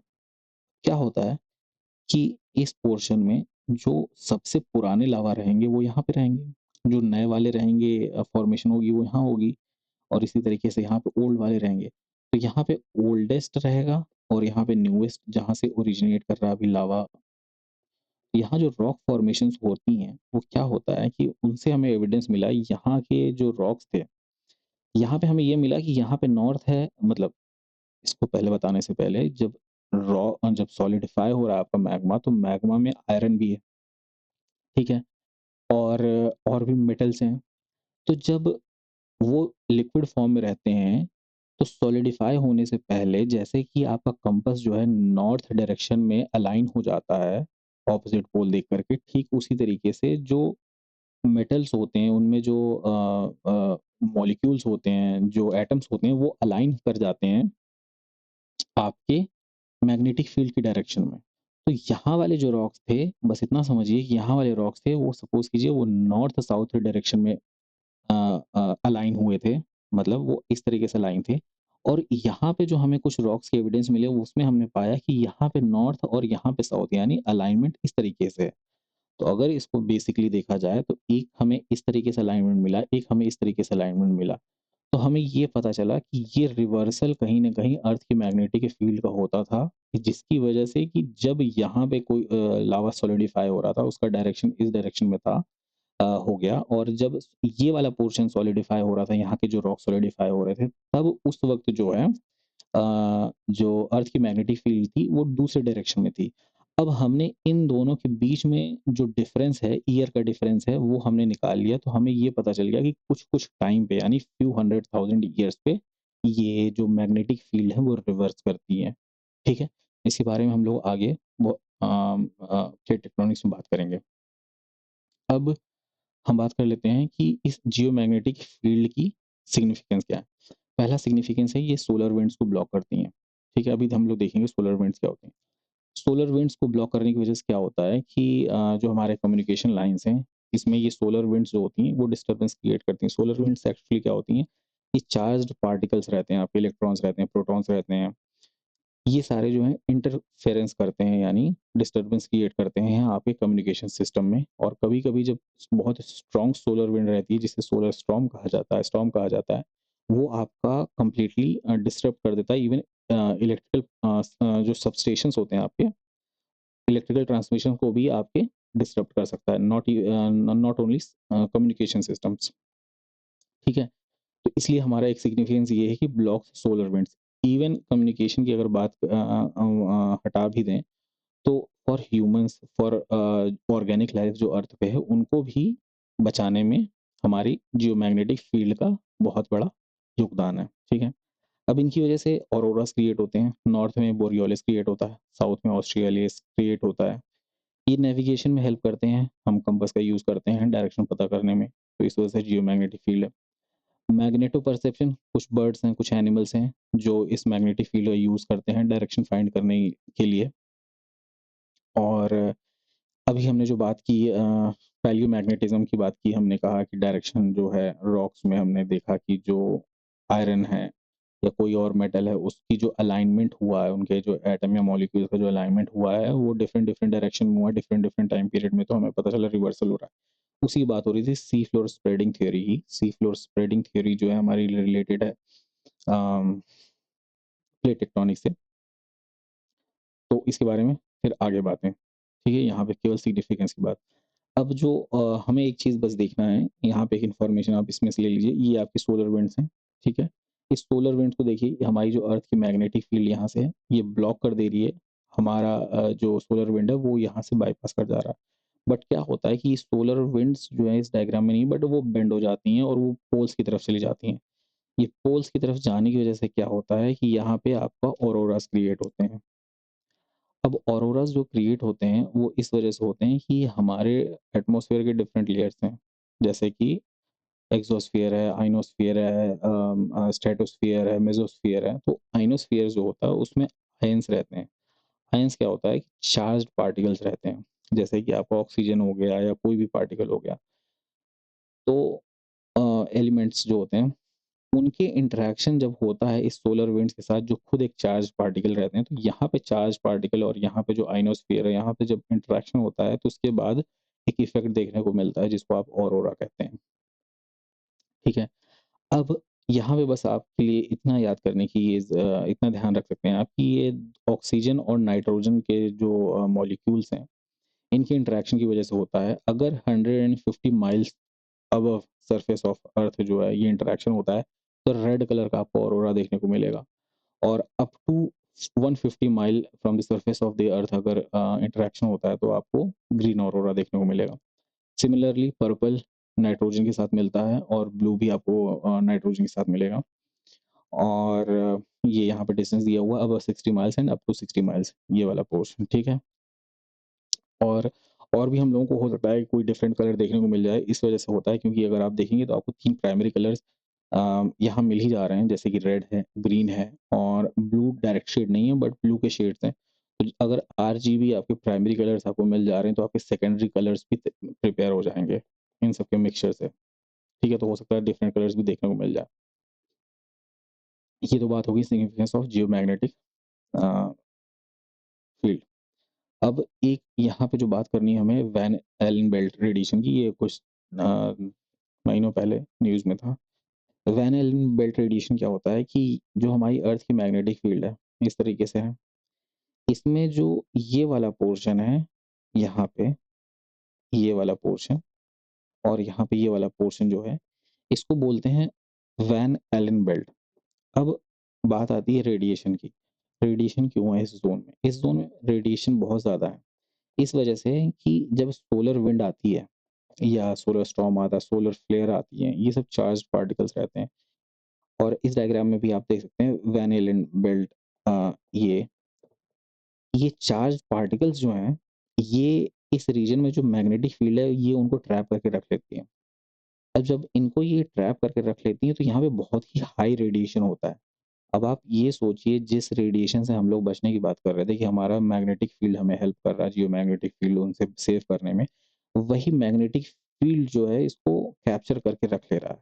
अब इस ज़ोन में बहुत ज़्यादा हाई रेडिएशन होती हैं। हाई रेडिएशन से क्या होता है कि अगर कोई स्पेसक्राफ्ट जा रहा है जिसमें ह्यूमन्स हैं, स्पेस फ्लाइट ली जा रही है, एक प्लैनेट से दूसरे प्लैनेट पे जा रहे हैं, तो आप ये ध्यान से रख सकते हैं कि इसके थ्रू जब पास करना होता है तो बहुत डिफिकल्ट फेस होता है। फॉर एग्जांपल अपोलो मिशन जिसमें मून पे गए अमेरिकन्स जो है मून पे लैंड करते हैं, उस वक़्त उनके लिए भी ये बहुत प्रॉब्लम की बात थी वैन एलन बेल्ट, क्योंकि यहाँ पे जो चार्ज पार्टिकल ट्रैप हैं इनसे रेडिएशन क्रिएट होता है और ये रेडिएशन जो है ह्यूमन्स के जो टिश्यूज़ हैं और सेल्स हैं उनको किल करते हैं। जैसे कि आपके रेडियो एक्टिव मटेरियल से होता है रेडिएशन, यूरेनियम से हो गया, थोरियम से हो गया या जिनसे भी जो भी रेडियो एक्टिव मटेरियल्स हैं उनसे आपके जैसे कैंसर डेवलप हो जाता है। उस वजह से ये बहुत ही हार्मफुल है। Not only for humans but also for spacecrafts, उनको भी हमें उस तरीके से बनाना रहता है कि वो इस रेडिएशन को, यहाँ पे हीट इतनी ज़्यादा होती है कि उसको वो सर्वाइव कर पाएँ। तो ये तो बात होगी एलन रेडिएशन बेल्ट की। वैन एलन साइंटिस्ट का नाम जिन्होंने डिस्कवर किया था। अब यहाँ पे एक बात और है कि मैग्नेटोपॉज़, मैग्नेटोपॉज़ वो जगह है जहाँ पे मैग्नेटिक फील्ड जिसके बाहर आपको नहीं मिलेगी, ठीक है? इसलिए इसको मैग्नेटोपॉज़ कहा जाता है, ये वाला पोर्शन। और यहाँ से आपका जो मैग्नेटिक फील्ड का जो सेंटर है, यहाँ से ये वाला पोर्शन जो आपको मैग्नेटोस्फीयर कहलाता है, ठीक है? और ये आप यहाँ पे आप बेसिक डायग्राम देख सकते हैं, आउटर वैन एलन ये ज़्यादा काम का नहीं है। सिर्फ़ इतना जानना था हमें कि वैन एलन बेल्ट रेडिएशन होता क्या है, ठीक है? अब हम बात कर लेते हैं थोड़ा-सा अ, ये फाइनल स्लाइड है। इसमें हम लोग बात कर लेते हैं कि सोलर विंड और सोलर स्टॉर्म और सोलर फ्लेयर में डिफरेंस क्या होता है थोड़ा-सा, ठीक है? सोलर विंड जो होती हैं, इसमें क्या होता है, ये कंटीन्यूअस होती हैं। कंटीन्यूअस का मतलब जो चार्ज्ड पार्टिकल्स आ रहे हैं, वो कंटीन्यूअसली फ्लो करते रहेंगे, ठीक है? अर्थ की तरफ आ रहे हैं। तो ये कंटीन्यूअस स्ट्रीम बनती है एक चार्ज पार्टिकल की, जो कुछ टाइम तक आती रहती है। सपोज़ कीजिए 4 मिनट, 6 मिनट, 10 मिनट जो भी है, तो कंटीन्यूअस फ्लो रहेगा। अब यही जब बहुत हाई इंटेंसिटी पे आता है, तो उसे हम सोलर स्टॉर्म कहते हैं, ठीक है? ये सोलर विंड जो है, जो चार्ज पार्टिकल अगर उनकी क्वांटिटी बढ़ जाए और स्पीड बढ़ जाए, तो उन्हें हम कहते हैं कि वो सोलर स्टॉर्म हो है, ठीक है? अब सोलर विंड कंपैरेटिवली स्लो होते हैं, अगर उनकी स्पीड बढ़ जाए तो उन्हें हम सोलर स्टॉर्म कहते हैं। अब हमने बात किया अपने मैग्नेटोपॉज़ की, मैग्नेटोस्फीयर कुछ नहीं है, हमारा जियोमैग्नेटिक फील्ड है। सोलर विंड उनसे इंटरैक्ट करती है हमारे मैग्नेटोस्फीयर से, सोलर स्टॉर्म भी, क्योंकि सोलर स्टॉर्म भी सोलर विंड का ही एक एक्सटेंशन है। और सोलर फ्लेयर की अगर हम बात करें, तो सोलर फ्लेयर कंटिन्यूअस नहीं होता, ये वन टाइम इवेंट होता है। वन टाइम इवेंट का मतलब है कि हो सकता है कि बार-बार हो, बट एक इवेंट होने में एक पर्टिकुलर कह सकते हैं प्रोसेस होता है, ठीक है? ये इंटरैक्ट करता है हमारे एटमॉस्फेयर से, और ये मोस्टली कंसिस्ट करता है अल्ट्रावायलेट रेज़, एक्स-रे से, और इसको एक और नाम से जाना जाता है जिसको हम कहते हैं एक्स क्लास फ्लेयर्स, ठीक है? अब इसकी हम इमेज देख लेते हैं। अगर आप देखें, तो आपने ये इस तरह की इमेज सन की बहुत देखी होगी, जिसमें इस तरीके का फॉर्मेशन हो रहा है, ठीक है? ये फॉर्मेशन आपने बहुत बार देखी होगी। अब ये फॉर्मेशन क्या होती है कि इसमें जो सन है, सन का जो चार्ज पार्टिकल्स हैं वो ऐसे मूव कर रहे हैं, ये जो प्लाज्मा है ये मूव कर रहा है, यहाँ से सर्किट कंप्लीट हो रहा है।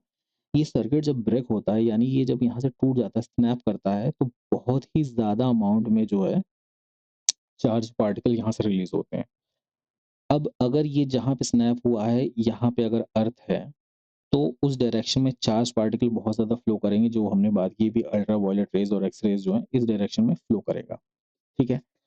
अब इसी वजह से जो है, ये रीज़न है हमारे सोलर फ्लेयर होने का। ये देखिए, ये सोलर फ्लेयर का साइज़ है, यहाँ पे अर्थ बना कर के दिया हुआ है स्केल करने के लिए। मतलब साइज़ पता करने के लिए कि इतना बड़ा सोलर फ्लेयर है, और उस अर्थ का साइज़ देखिए, ठीक है? तो ये कंटीन्यूअस नहीं होते हैं, लोकलाइज़ होते हैं, कि जैसे यहाँ पे हो गया, तो यहाँ से एक बार स्नैप किया तो फिर सोलर फ्लेयर निकलेंगी। यहाँ पे अगर वही चीज़ हो रही है, तो एक बार स्नैप करेगा तो यहाँ से सोलर फ्लेयर होंगी। बट ये जो सरफेस है, यहाँ से आपकी सोलर विंड्स निकलती रहेंगी कंटीन्यूअस, और इसी तरह सोलर स्टॉर्म भी कंटिन्यूअस रहेंगे जो अर्थ की तरफ आते हैं, ठीक है? तो I think this marks end of our this lecture. और अगर आप अभी भी इस लेक्चर को इस एंड तक देख रहे हैं, तो thank you for watching this lecture. बहुत मेहनत से बनाया है। और अगर आप चाहें इस डॉक्यूमेंट को डाउनलोड करना, तो आप इसे दी आईएएस लैब के टेलीग्राम चैनल से डाउनलोड कर सकते हैं, ठीक है?